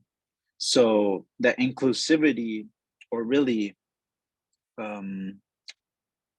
you know, thinking about everything in general, it's like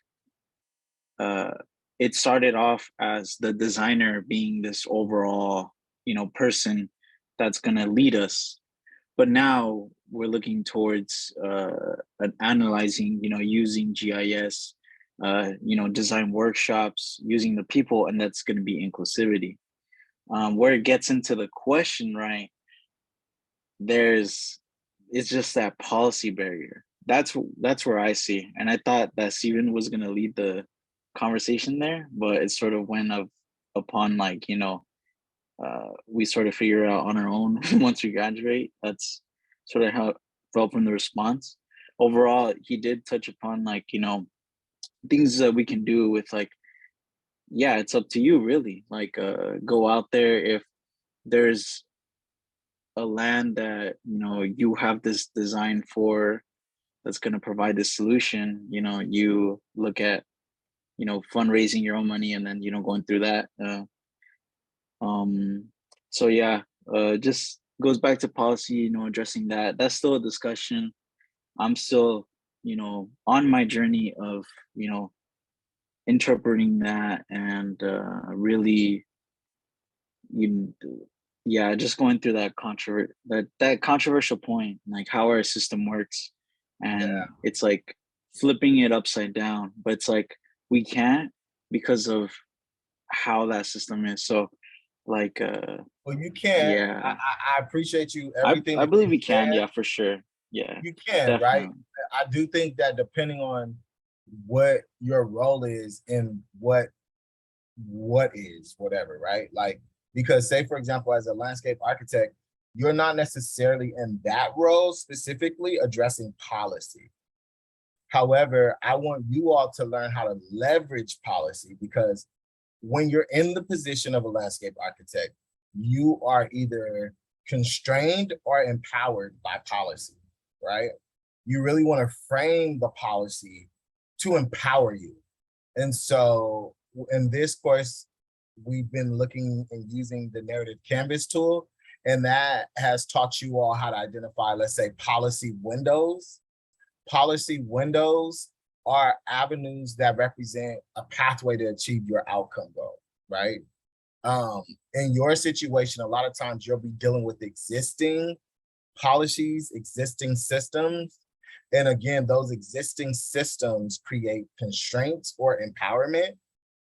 If you frame it through narrative, you can frame that policy as a way to, let's say, empower your proposal for your landscape intervention because it's aligned with the local city zoning policy, right? And so that's a way that you can use it in a landscape role, because usually in that position, you would be trying to use existing policies and systems to achieve your outcome. Now, in an organizing space, you can, let's say, work with the community-based organization, support with collecting signatures, vote, right? Those are more like civic engagement activities that you can use to, let's say, achieve a regional legislative win. But in relation to your landscape architecture projects, you want to identify existing policies and systems that either cause constraints that you need to be mindful of, and how you can then frame those constraints or existing policies to create, let's say, positive outcomes for your landscape intervention by aligning it, right? Aligning the expectations of a said policy, aligning the requirements of a said policy to communicate your compliance with it, or communicate why your landscape approach, your landscape intervention is the best practice approach to addressing the policy ask. Oh, okay. Yeah. Now I I'm hope starting to get the picture.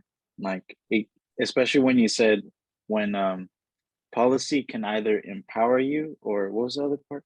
Empower or constrain. as a Okay. landscape architect. Right. All of these concepts can be applied to your civic engagement activities, right? But we are learning them in relation to our landscape architect role.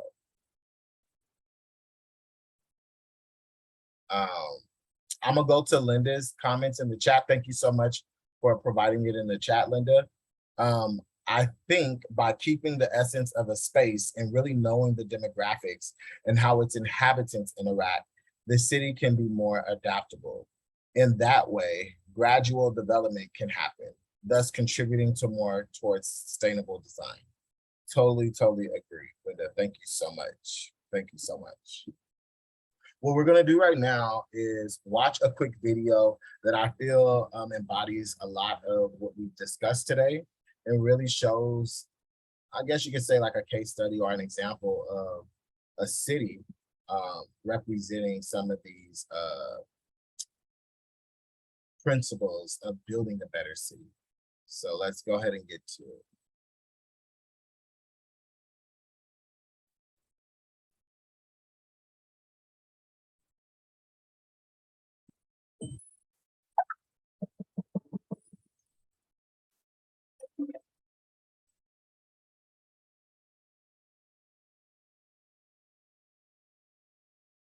So let me add to the complexity of the situation we find ourselves in. At the same time that we're solving for climate change, we're going to be building cities for 3 billion people. That's a doubling of the urban environment. If we don't get that right, I'm not sure all the climate solutions in the world will save mankind, because so much depends on how we shape our cities, not just environmental impacts, but our social well-being, our economic vitality, our sense of community and connectedness. Fundamentally, the way we shape cities is a manifestation of the kind of humanity we bring to bear. And so getting it right is, I think, the order of the day. And to a certain degree, getting it right can help us solve climate change, because in the end, it's our behavior that seems to be driving the problem. The problem isn't free floating, and it isn't just ExxonMobil and oil companies. It's us, how we live. How we live. There's a villain in this story. It's called sprawl, and I'll be upfront about that. But it's not just the kind of sprawl you think of, or many people think of, as low-density development out at the periphery of the metropolitan area. Actually, I think that sprawl can happen anywhere at any density. The key attribute is that it isolates people. It segregates people into economic enclaves and land use enclaves. It separates them from nature. It doesn't allow the cross-fertilization, the interaction that make cities great places. 1 second, I do want to make sure you all are taking notes. And I want you all to use what we used last week.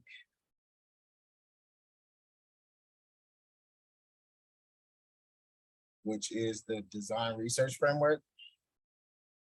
So I'm going to put that in the chat, and I want you all to write notes using it.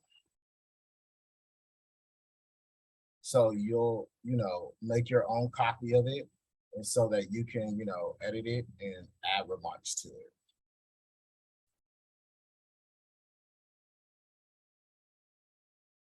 All right, so going back to the video.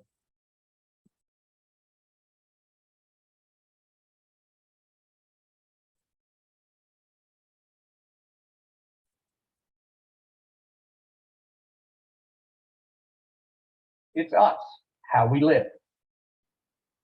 How we live. There's a villain in this story. It's called sprawl, and I'll be upfront about that. But it's not just the kind of sprawl you think of, or many people think of, as low density development out at the periphery of the metropolitan area. Actually, I think that sprawl can happen anywhere at any density. The key attribute is that it isolates people. It segregates people into economic enclaves and land use enclaves. It separates them from nature. It doesn't allow the cross-fertilization, the interaction that make cities great places and that make society thrive. And so the antidote to sprawl is really what we all need to be thinking about, especially when we're taking on this massive construction project. So let me take you through one exercise. We did this, we developed the model for the state of California so they could get on with reducing carbon emissions. We did a whole series of scenarios for how the state could grow. And this is just one overly simplified one. We mixed different development prototypes and said they're going to carry us through the year 2050, 10 million new crew in our state of California. And one was sprawl. It's just more of the same: shopping malls, subdivisions, office parks. The other one was dominated by not everybody moving to the city, but just compact development, what we used to think of as streetcar suburbs, walkable neighborhoods, low rise, but integrated, mixed use environments. And the results are astounding. They're astounding not just for the scale of the difference of this one shift in our city making habit, but also because each one represents a special interest group. A special interest group that used to advocate for their concerns one at a time. They did not see what I call co-benefits of urban form, and that allows them to join with others. So land consumption, environmentalists are really concerned about this. So are farmers. There's a whole range of people, and of course, neighborhood groups that want open space nearby. The sprawl version of California, it almost doubles the physical footprint. Greenhouse gas, tremendous savings, because in California, our biggest carbon emission comes from cars. And cities that don't depend on cars as much, obviously create huge savings. Vehicle miles traveled, that's what I was just talking about. Just reducing the average 10,000 miles per household per year from somewhere in the mid 26,000 per household has a huge impact, not just on air quality and carbon, but also on the household pocketbook. It's very expensive to drive that much. And as we've seen, the middle class is struggling to hold on. Healthcare, we were talking about how do you fix it once we broke it, clean the air. Why not just stop polluting? Why not just use our feet and bikes more? And that's a function of the kinds of cities that we shape. Household costs. 2008 was a mark in time, not of just financial industry running amok. It was that we were trying to sell too many of the wrong kind of housing. Large lot, single family, distant, too expensive for the average middle class family to afford, and quite frankly, not a good fit to their lifestyle anymore. But in order to move inventory, you can discount the financing and get it sold. I think that's a lot of what happened. Reducing costs by $10,000. Remember, California, the median is $50,000. This is a big element. That's just cars and utility costs. So the affordable housing advocates, who often sit off in their silo, separate from the environmentalists, separate from the politicians, everybody fighting with everyone, now begin to see common cause. And I think the common cause is what really brings about the change. Los Angeles, as a result of these efforts, has now decided to transform itself into a more transit-oriented environment. As a matter of fact, since 2008, they voted in $400 billion of bonds for transit, as opposed to, and $0 for new highways. What a transformation. LA becomes a city of walkers in transit, not a city of cars. How does it happen? You take the least desirable land, the strip, you add where there's space, transit, and then you infill mixed-use development. You satisfy new housing demands, and you make the existing neighborhoods all around it more complex, more interesting, more walkable. Okay, here's another kind of sprawl. China, high-density sprawl, what you think of as an oxymoron, but the same problems, everything isolated in super blocks. And of course, this amazing smog that was just spoken to. 12% of GDP in China now is spent on the health impacts of that. The history, of course, of Chinese cities is robust. It's like any other place. Community was all about small local shops and local services, walking, interacting with your neighbors. May sound utopian, but it's not. It's actually what people really want. The new super blocks, these are blocks that would have 5,000 units in them. And they're gated as well because nobody knows anybody else.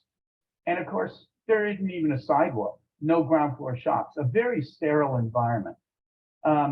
I found this one case here in one of the super blocks where people had illicitly set up shops in their garages so that they could have that kind of local service economy. The desire of people to get it right is there. We just have to get the planners on board and the politicians. All right, some technical planning stuff. Chongqing is a city of 30 million people. It's almost as big as California. This is a small growth area. They wanted us to test the alternative to sprawl in several cities across China. This is for 4.5 million people. What the takeaway from this image is, every one of those circles is a walking radius around a transit station. Massive investment in metro and BRT, and a distribution that allows everybody to work within walking distance of that.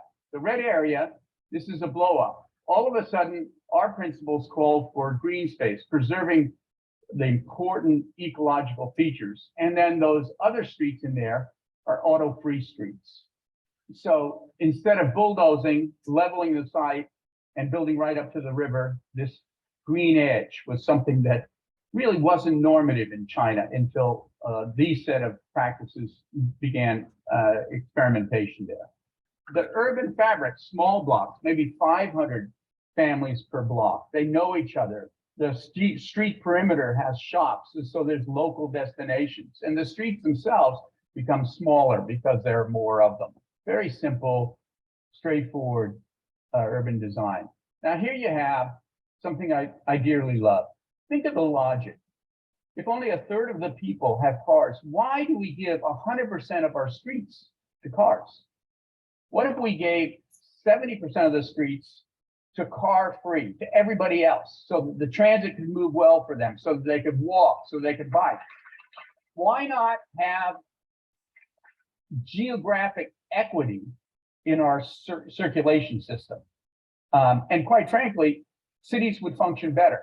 No matter what they do, no matter how many ring roads they build in Beijing, they just can't overcome complete gridlock. So this is an auto-free street, mixed use along the edge. It has transit running down the middle. I'm happy to make that transit autonomous vehicles, but maybe I'll have a chance to talk about that later.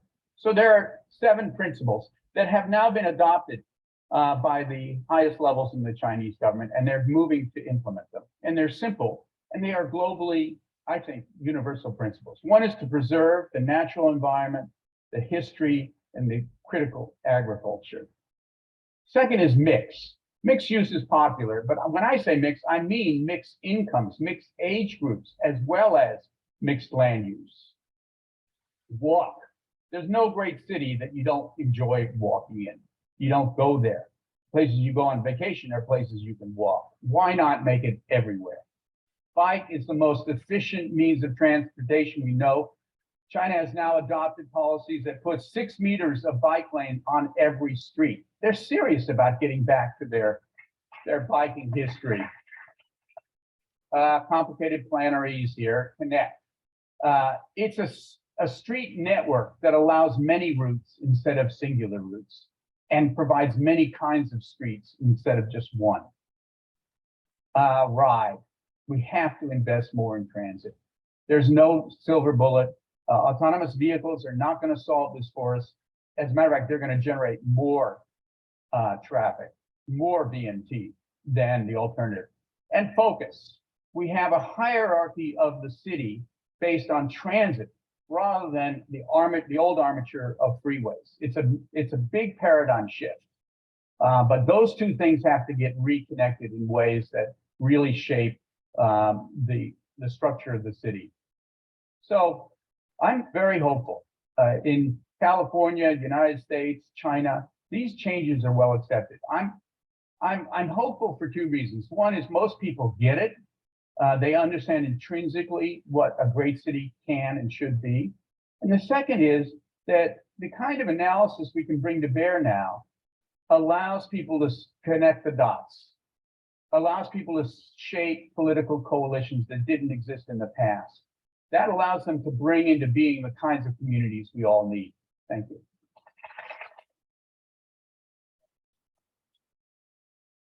Okay. So, okay, autonomous driving, self-driving cars. A lot of people here are very excited about them. What are your concerns or issues about them? Well, you know, I think there's almost too much hype here. First is everybody says, well, we're going to get rid of a lot of cars. What they don't say is you're going to get a lot more vehicle miles. You're going to get a lot more cars moving on streets. There's be more congestion. Because they're so appealing to, well, you can drive while reading or sleeping. Couple reasons. One is if they're privately owned, people will travel greater distances. It'll be a new lease on life for sprawl. If you can work on your way to work, you can live in more remote locations. It'll revitalize sprawl in a way that I'm deeply frightened. Taxis, about 50% of the survey say that people won't share them. If they don't share them, you can end up with a 90% increase in vehicle miles traveled. If you share them, you're still at around 30% increase in VMT. Sharing them meaning having multiple people riding at once. Yeah, so the Uber share without a steering wheel. Yeah. The reality is the efficiency of vehicles, you know, you can do it with or without a steering wheel. It doesn't matter. They claim that they're the only ones that are going to be efficient electric, but that's not true. But the real bottom line is that walking, biking, and transit are the way cities and communities thrive. And putting people in their private bubbles, whether they have a steering wheel or not, is the wrong direction. And quite frankly, the image of an AV on its way to McDonald's to pick up a pack without its owner, just being sent off on these kind of random errands is really frightening. Well, thank you for that. And I have to say, the images you showed of those mixed-use streets, really inspiring, really beautiful. Thank you for your work. Thank you.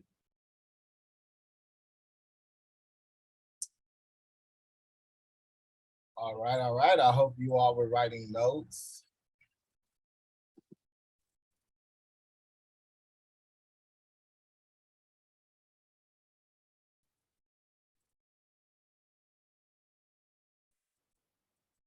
Let's see, I want to go here.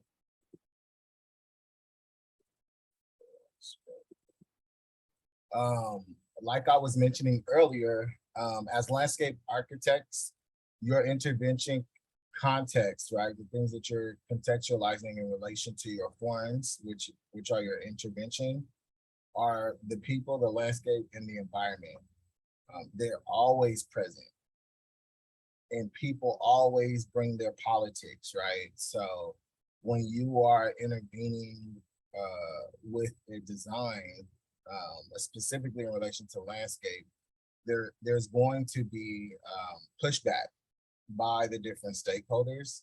So your design proposal needs to be considerate of the elements that we've been discussing throughout this class, right? And so we'll talk a little bit about some of these examples, but before we talk about the examples that are provided, I want you all to reflect on some of the socio-environmental examples that were brought up in the video. So I'm gonna call on Jesus. What were some of the socio-environmental examples identified in the video?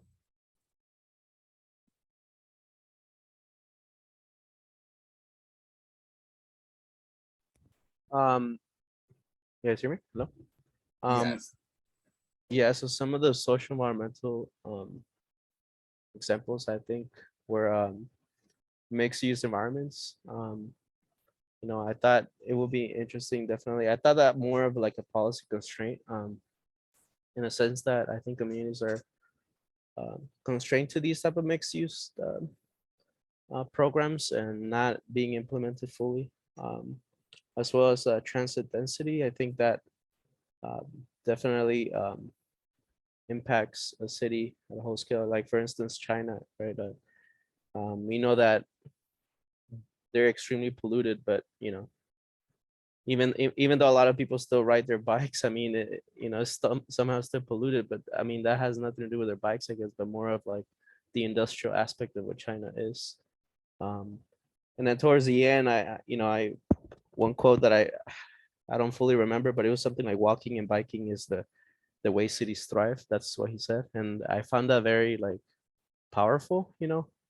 Although it's very powerful, I don't think that's really, again, 100% a solution to these social environmental issues that we currently have.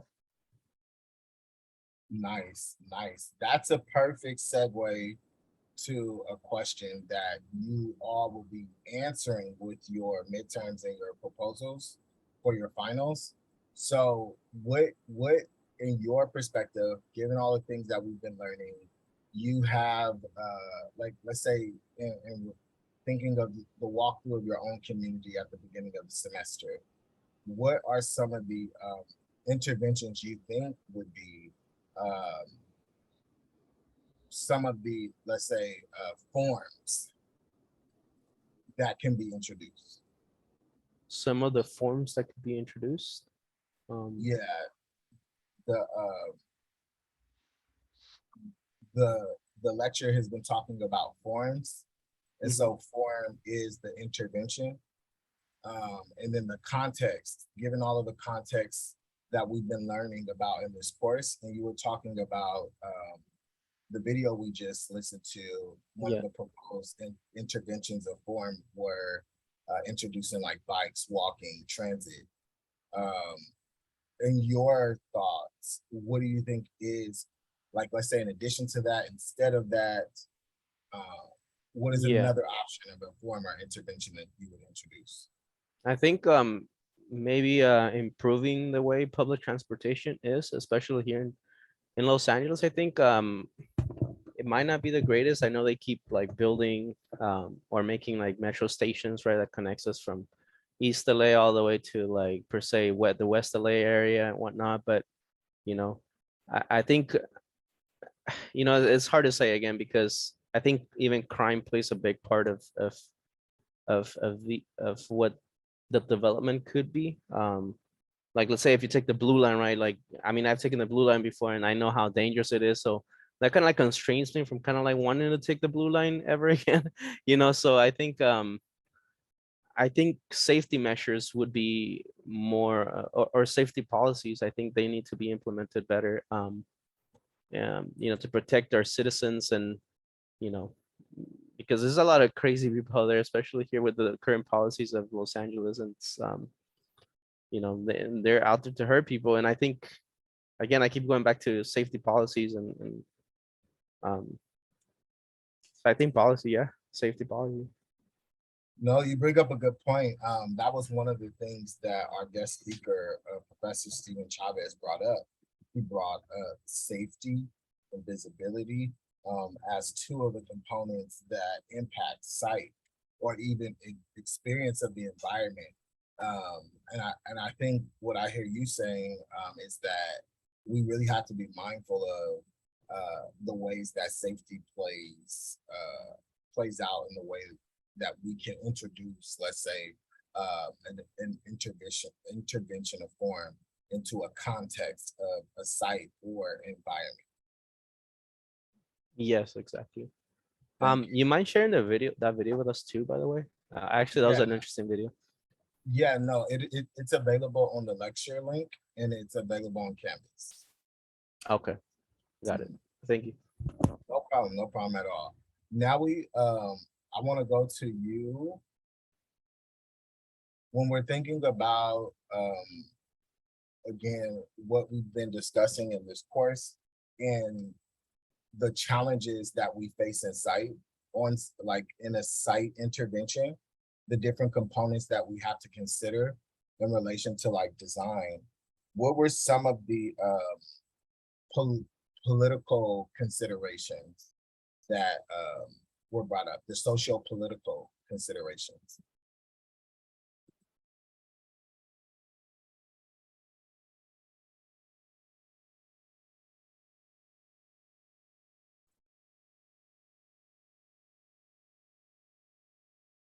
Were there any stakeholders identified in the video? There were a few regions in like, you can say sites, I guess you can say, environments that were brought up. It was the United States as a country, California as a state, Los Angeles as a region, and they also brought up China, Beijing. So there were different regions that they brought up. But what were some of the socio-political challenges that were brought up in relation to context in the video? Are you asking me or? Now. Oh, okay. Sorry.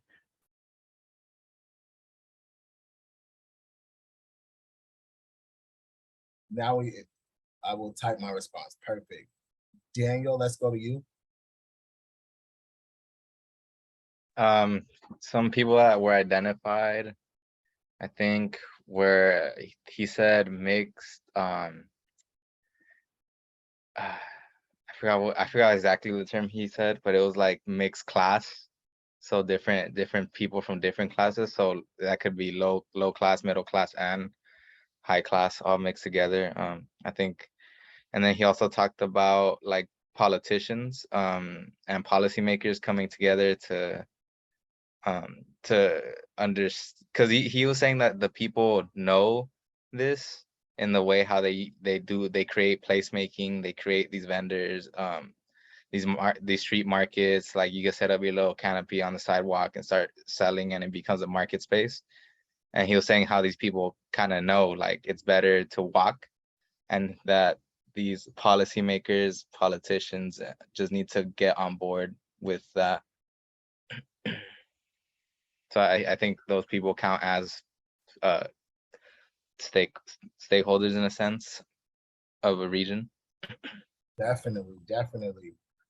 People will bring their politics, and many residents, different community leaders, community-based organizations, as well as businesses in the community, they all have a vested interest in the decisions that policymakers make, because a lot of those decisions are consequential in relation to the built environment, as well as policy determines whether or not their activities are in compliance, legal, permitted, or if they're not, right? And if they're not, that means that they may get fined. That means that they may lose their business.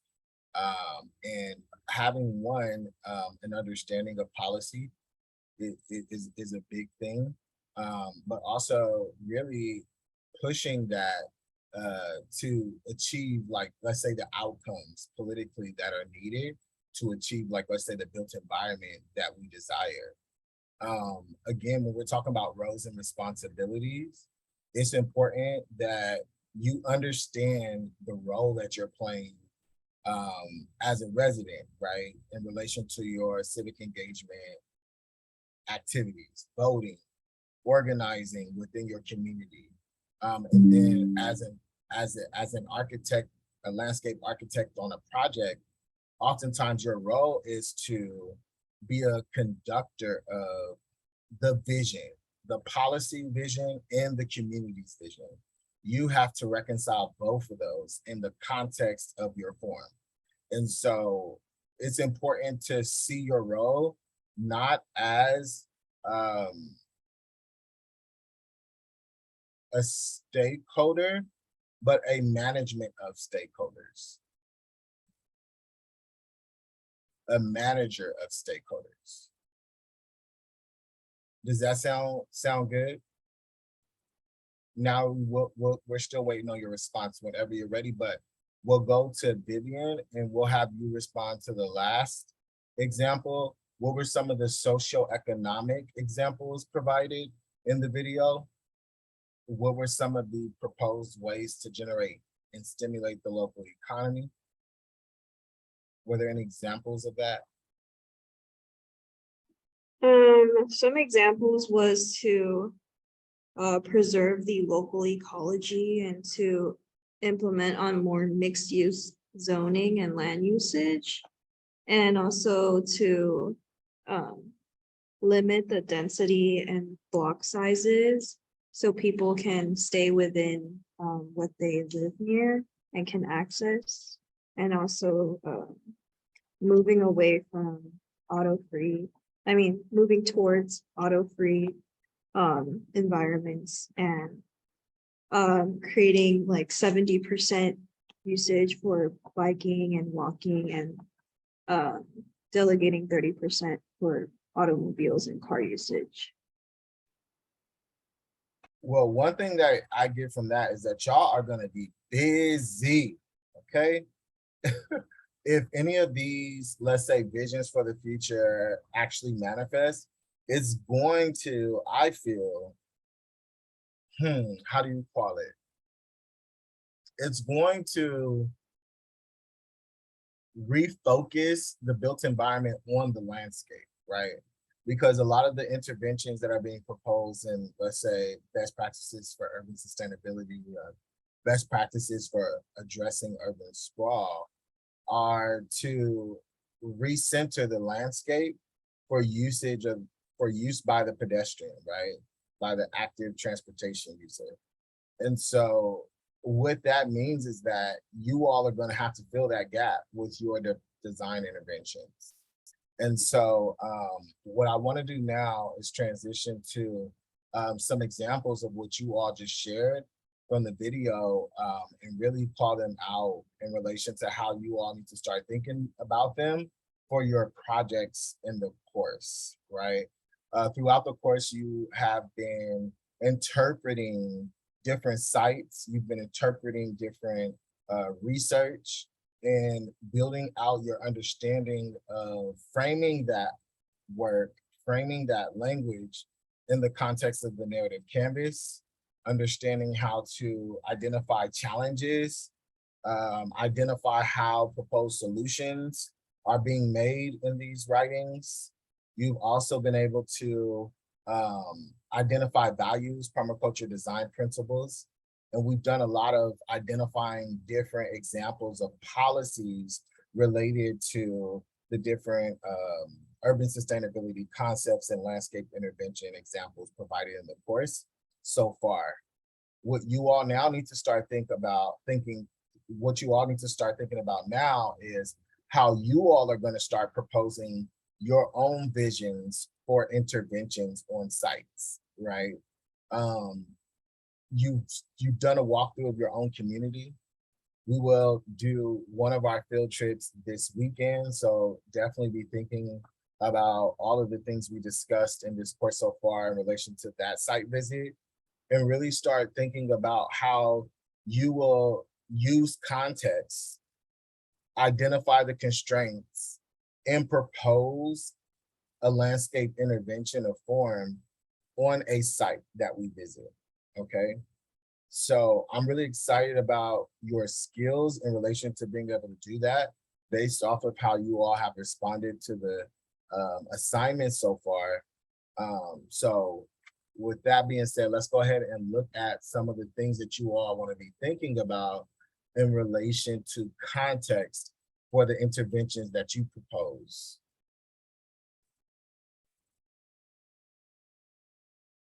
So I'm going to share my screen.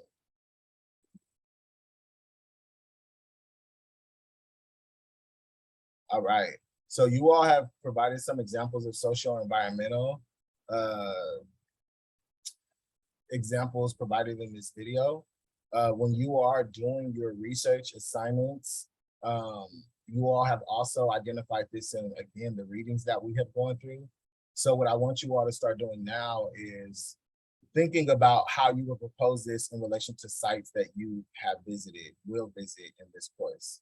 So if you're doing a social environmental intervention, some of the things you want to do is identify native plant and invasive species impacted by social environmental challenges and implement rehabilitation. You can introduce healthy soil.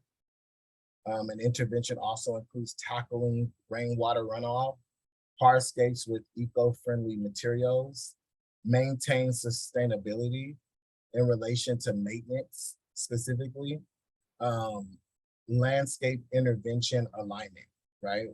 So one of the things that we're talking about landscape intervention alignment, you really want to identify how your proposal is accounting for one or more of these components of social environmental context, right? Of the specific site, right? A lot of the examples we've gone over so far and the case studies we've seen talk about introducing healthy soil, talk about tackling rainwater runoff, identify ways that you can, source eco-friendly materials. How do you maintain sustainability on site? And then your proposed landscape intervention being aligned with those considerations. Going down to socio-political interventions, you definitely want to make sure you have an understanding of who the stakeholders are. So identify stakeholders impacted by the socio-political challenges. These are residents, the elected officials. If you're working for an organization, your company and their interests and needs, right? You want to identify the different policy constraints. We talk a lot about zoning and permitting requirements. So a lot of those will dictate constraints on what you can incorporate on site, how tall your design can be, what type of plants can be used, how you can incorporate water. These are different things you want to be mindful of in relation to the constraints. You want to align those policy windows and stakeholder interests. So this is going back to, let's say, the authority that you get from the policy window as an architect in that role. You're not organizing to establish policy. You are researching existing policies to inform your design consideration. So that is really what your role is in that place. And you want to leverage the policy window to articulate the considerations you're making with your design. It will hopefully empower your design, especially with the electeds.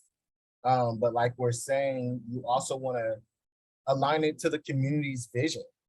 That requires you to do research on the community's vision, understanding where their most impacted needs are.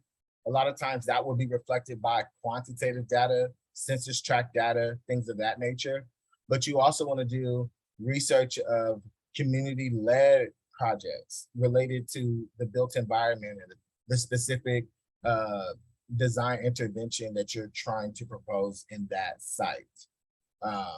When you have your community interests aligned with the policy window, you can build out your design proposal to communicate that alignment, right? You can say, the community wants to have a walkable path between here and the school, and make sure that it's well lit, just in case, during whenever it's darker in the morning time, the students could walk safely to school, for example, right?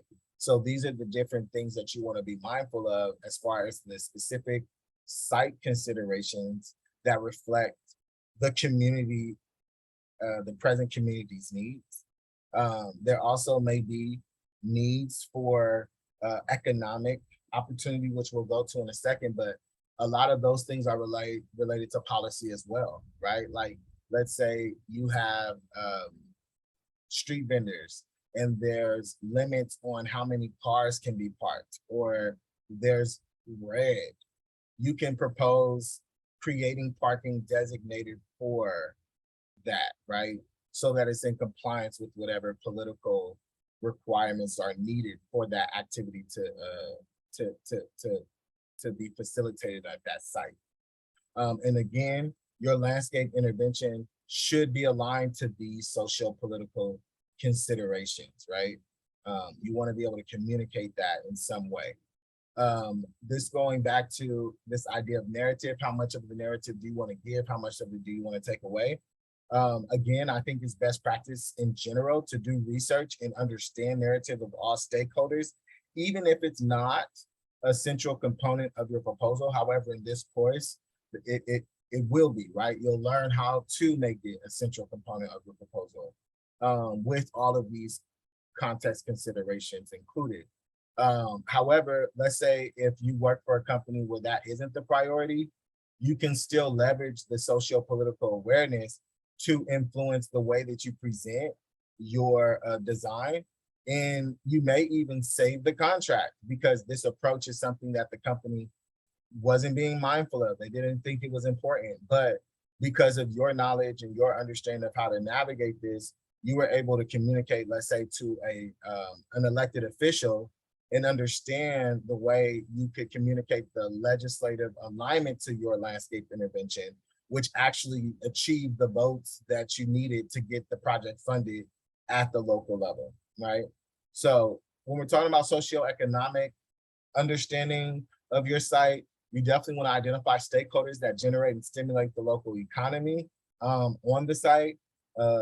One of the things I appreciate about the video we watched is the role that they communicate transit plays.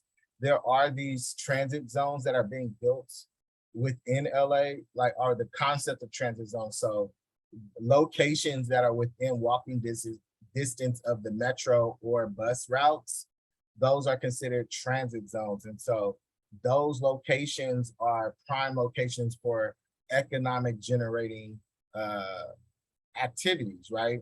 You want to have businesses located along bus routes.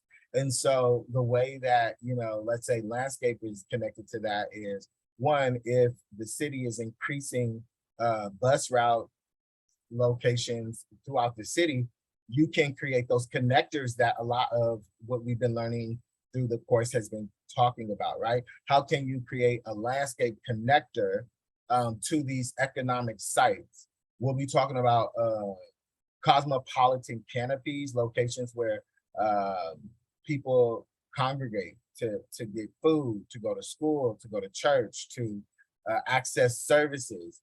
Those locations should be easily located next to transit routes. And oftentimes the landscape will influence how that location is experienced. And when we're talking about economics, many times the landscape is home in LA to street vendors, for example. So when we're talking about the socioeconomic component, we want to be mindful of the role the landscape plays in achieving this generation of the local of money in the local economy. And how can you designate site to represent that claim of access for that generation of income, especially again for the most marginalized folks in our city. Many street vendors are operating with challenges against compliance and legislation, which there are a lot of progress and improvements happening. We will be visiting a street vendor site with inclusive action. I'm waiting for the confirmation of that. And I'm really excited about that site visit because this will give you an example of how you can incorporate landscape design into site, to claim site. In addition to street vendors in LA, there's a lot of farmers markets, right? And so how can you create space and create design, create landscape design that claims space for economic opportunities for community as well as, let's say, developers, right? How do you make sure that developers are actually creating developments that actually achieve better outcomes, economic outcomes, social outcomes for the communities in which they operate in?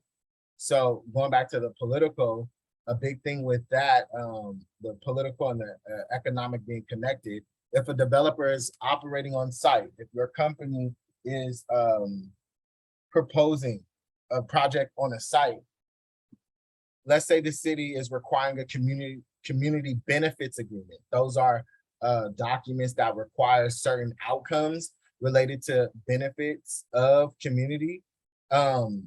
You would want to make sure that your landscape intervention communicates what's in that community benefits agreement. In last week's episode, video that we watched, we watched them talk about the LA River Revitalization Project. And one of the community benefits agreements required them to incorporate access points along the river for the development projects of retail as well as residential projects. And so that's an example of how they were able to hold the development accountable to socioeconomic components that address the need for the local community. Another thing that is coming up is how do we create income for folks who are, let's say, being displaced in or living in these areas. This is not necessarily landscape, but it may be a way for certain projects of your landscape projects to be funded, right? So unique, innovative ways to fund landscape management, right? Maintenance. So there are a lot of projects who are using real estate dollars to incorporate opportunities to generate income for people who are invested in, let's say, that real estate fund. Developers are using it for folks who are renting out their developments. But I do think that that's also, let's say, a fund that can be used to fund the maintenance of landscape and fund jobs, job creation to manage a landscaping of site, managing maintenance of site, right? So these are different ways that you can propose within your landscape intervention alignment, different socioeconomic components to contextualize within that intervention form. So with that being said, I'm gonna stop here. The reason why this is so important is because, again, when we're talking about transitioning into our midterm projects, you're going to, again, be proposing your interventions using similar frameworks that we've been using in your presentation projects, but you will be turning in a dynamic writing assignment. So these will be a dynamic writing assignment. So be mindful of that. I will be posting your midterm assignment soon and publishing it so that you all will have some time to work on it. But towards the end of the class, it'll be less reading, so you won't have to read too many more books. We'll be doing more discussions and collaborating to execute the midterms. And well, it'll be more reading, but less of those books. You won't have to buy any more books. We have one more book, I think it's called Smart City, towards the end of the class. But from here, we'll be watching a lot of videos and documentaries and incorporating some of that into, again, your proposed landscape interventions. So that's the class for today. The lecture is posted online. So definitely take a look at that. Again, I'll be posting this video online within the next couple of days so that you all can have access to it as well. But I do want to stay on for anyone who has any questions. Make sure you complete your field trip forms. Please complete your field trip forms. I want to make sure that you all join us on this Saturday. Looking forward to it.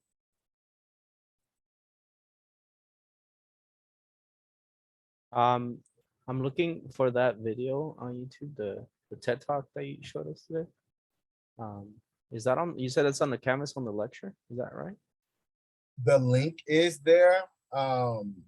On week 6, there's a link at the top of that Canvas link. It says lecture, and you can click that and it'll take you to the Adobe Express document. Oh, I see. Yeah, that's okay. Got it. Yeah, I have another question too. So I wasn't aware that 2 assigned readings were due tonight. Is that correct, or is just that one? may be a mistake? What it should be the urban sustainability reading. Which is the other one that you were seeing? It says design for accessibility. Design for accessibility, and no, that must be a mistake. I have to update that because this was made public today. So that is due in a couple of weeks. which is the 17th. Okay, cool. Yeah, it caught me by surprise. I was like, no. No, hold on, wait. Yeah, no, So- that's the next reading. The next reading assignment is Design for Accessibility, and you have to watch Crip Camp, which is a documentary on Netflix, but it's on YouTube, and I provided the link in the for the week. Got We'll it. see. Okay, so that due date will change, right? I'm changing it right now. My apologies about that. Okay. Also, I did order that book. What is it called? I'm looking at it right here on Amazon. Prototype Study in Landscape Architecture. I think 46. I know I don't think we have that assigned yet, but that's not due next week, is it? No, it No, is. okay. Yes, it is due next week.